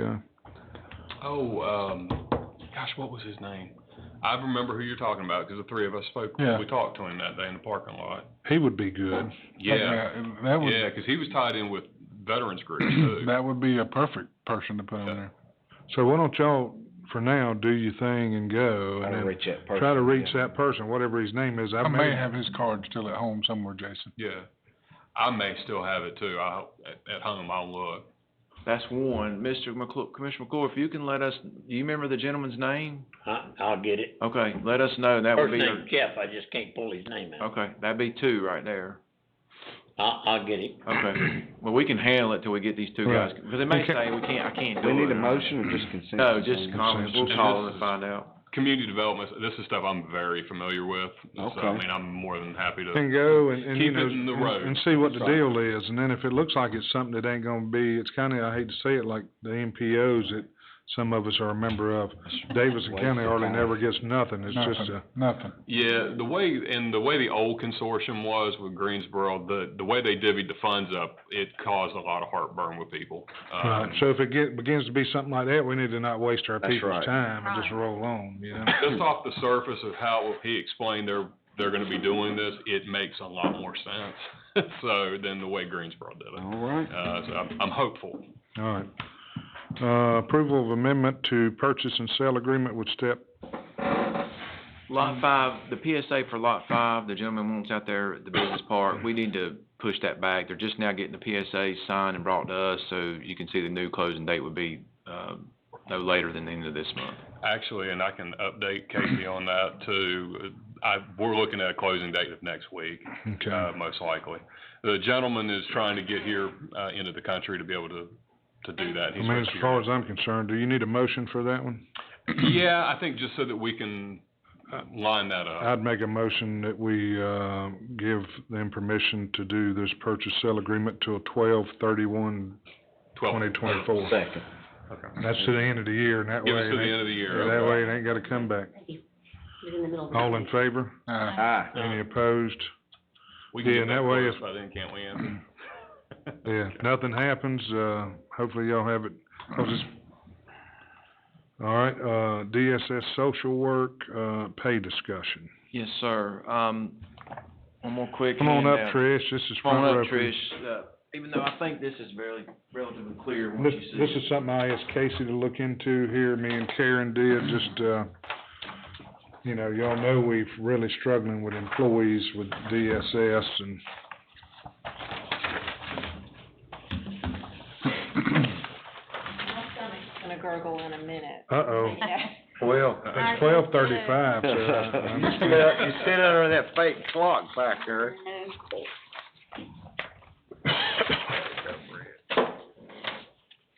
You hit the nail on the head, Mr. Chairman, struggling with employees, retention, and child welfare and permanency planning. So, one of the reasons why, you know, we were talking about the partners deal earlier, getting some help in those areas. What you got here is those jobs to the left, those types of jobs that are in those areas, what we pay now on minimums, and to the right, you can see your competitors. Tim's colored in green every job in that column, who's the best, as far as the minimum. And you can see Rowan is, as we've all known in this room for quite some time, very aggressive on starting pays for these jobs. If you would like to join our number to their number, if you go down to the bottom, it's essentially moving 8%. And then the people in the jobs, you'd obviously need to move some of them to the live bodies. Tim has two options for you. If you'd like to move them 5, it costs $216. That counts reimbursement. You gotta remember, these jobs are some of the, I hate to say it this way, I don't mean any disrespect, but cheaper jobs to do these types of things in the county because you get reimbursement from the government. Option 2 is if you wanna keep that spread of the existing employees at the same percentage, 8. It ups it to $269. So that's basically what you have before you here is you can see your vacancy rates. It has moved up another 10 points. You see in 2022, Tim didn't get them refreshed because we brought this before you guys before. You see with your eyes going across the bottom there, a lot of people at 30%, 40%, et cetera. We were at 27 back in 2022. We've moved up another 10 points to 37. Mr. Chairman and Madam, Commissioner, I'm going to agree with what y'all do. Y'all are on this board, and I know y'all have dealt with a big bunch of problems right here, so whatever y'all feel good with, I agree with. They're just not getting any better. Yeah. They're just not getting any better. So Trish, it'll bring one, we'll start at the top, 41,365, it'll bring that one to 44,464. So actually about $600 more than Rowan, okay? So you've looked at these numbers? I have. Tim and I looked at these numbers. I feel like this will be a good start. I know, though, as soon as you do this, I mean, Rowan's already questioning us about our pay. So it's a continual thing because we're all struggling. You know, I've said this before, we're stealing from each other because the pool is small, what I think this will do is allow us to get some experience, because we're now paying at least what the really close ones are paying, and we're struggling to get that experience. And that's what's killing us, because it's taking 3 and 6 months to get everybody through pre-service. I just had a young lady that started, she was ready to finish pre-service, she broke her foot, and now we're looking at January. You know, something happens, life happens, and then it just delays. So we're in a constant battle with that, and then add the increased complexity of cases. We need some folks with experience. I think this will push us up there and be able to say, hey, we're a good payer, and coming in the door, that will help, and then our existing staff to give them an extra boost, because they've been here with us. So we think this is, I don't know if it will be the end all, but we've done some other things, like add some of the assistant positions, this day mart position that we're hopefully gonna have rolled out. I think when we start building all these things together, we start building a package that will help. Well, then you can't say anymore that everybody else is paying more money than we are, because they're Right, not. that's you right. know? I mean, I've heard that for a couple of years. Well, Forsyth's paying and Guilford's paying, well, that They ain't. just moved them up. Huh? The other counties have just moved them. Well, that's true, but I don't know that they react that fast. They may, but, you know, and again, I don't know that this is gonna be a big drawing card, other than keeping the employees we got happy, you know? Yeah. Well, I do think when you can post, you know, if somebody's just looking at just raw numbers, and they see the, Well, it's not gonna hurt, yeah, I agree with that, but again, you know, and it keeps your employees that's here going, well, you know, I can go over there and make another $4,000 a year. They don't understand it costs them that much probably to drive that far or whatever, but. Mr. Chairman, if I may, we have sit here countless times and listened to Trish, and I'm not being disrespectful. We've heard, this is a problem we're not gonna be able to fix, I don't think, unless we do this. And I would like to make a motion that we go with option 2. Okay. Second that. Have a motion, have a second, all in favor? Aye. Any opposed? Good luck, Trish. thank you. So what he's saying there, Trish, he don't wanna see you back up here for a while. That ain't a nice way. That's not what I said. I'm not a liar, so I'm not gonna promise That's it. not what I said. You know me, Trish, that's not what I said. Motion to go in closed session. Second. All in favor? Aye. Any opposed?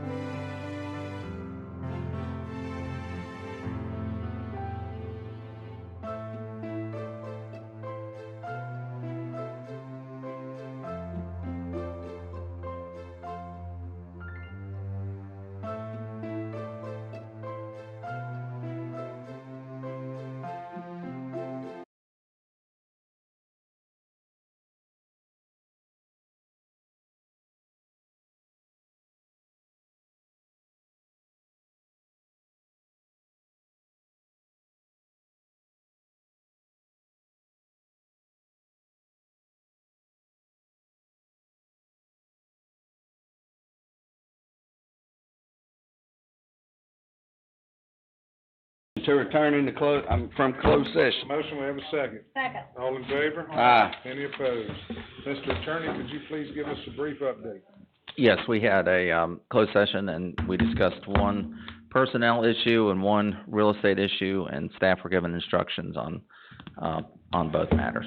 All right, That's thank it. you. Thank you very much. Motion to close session, Second. All in favor? Aye.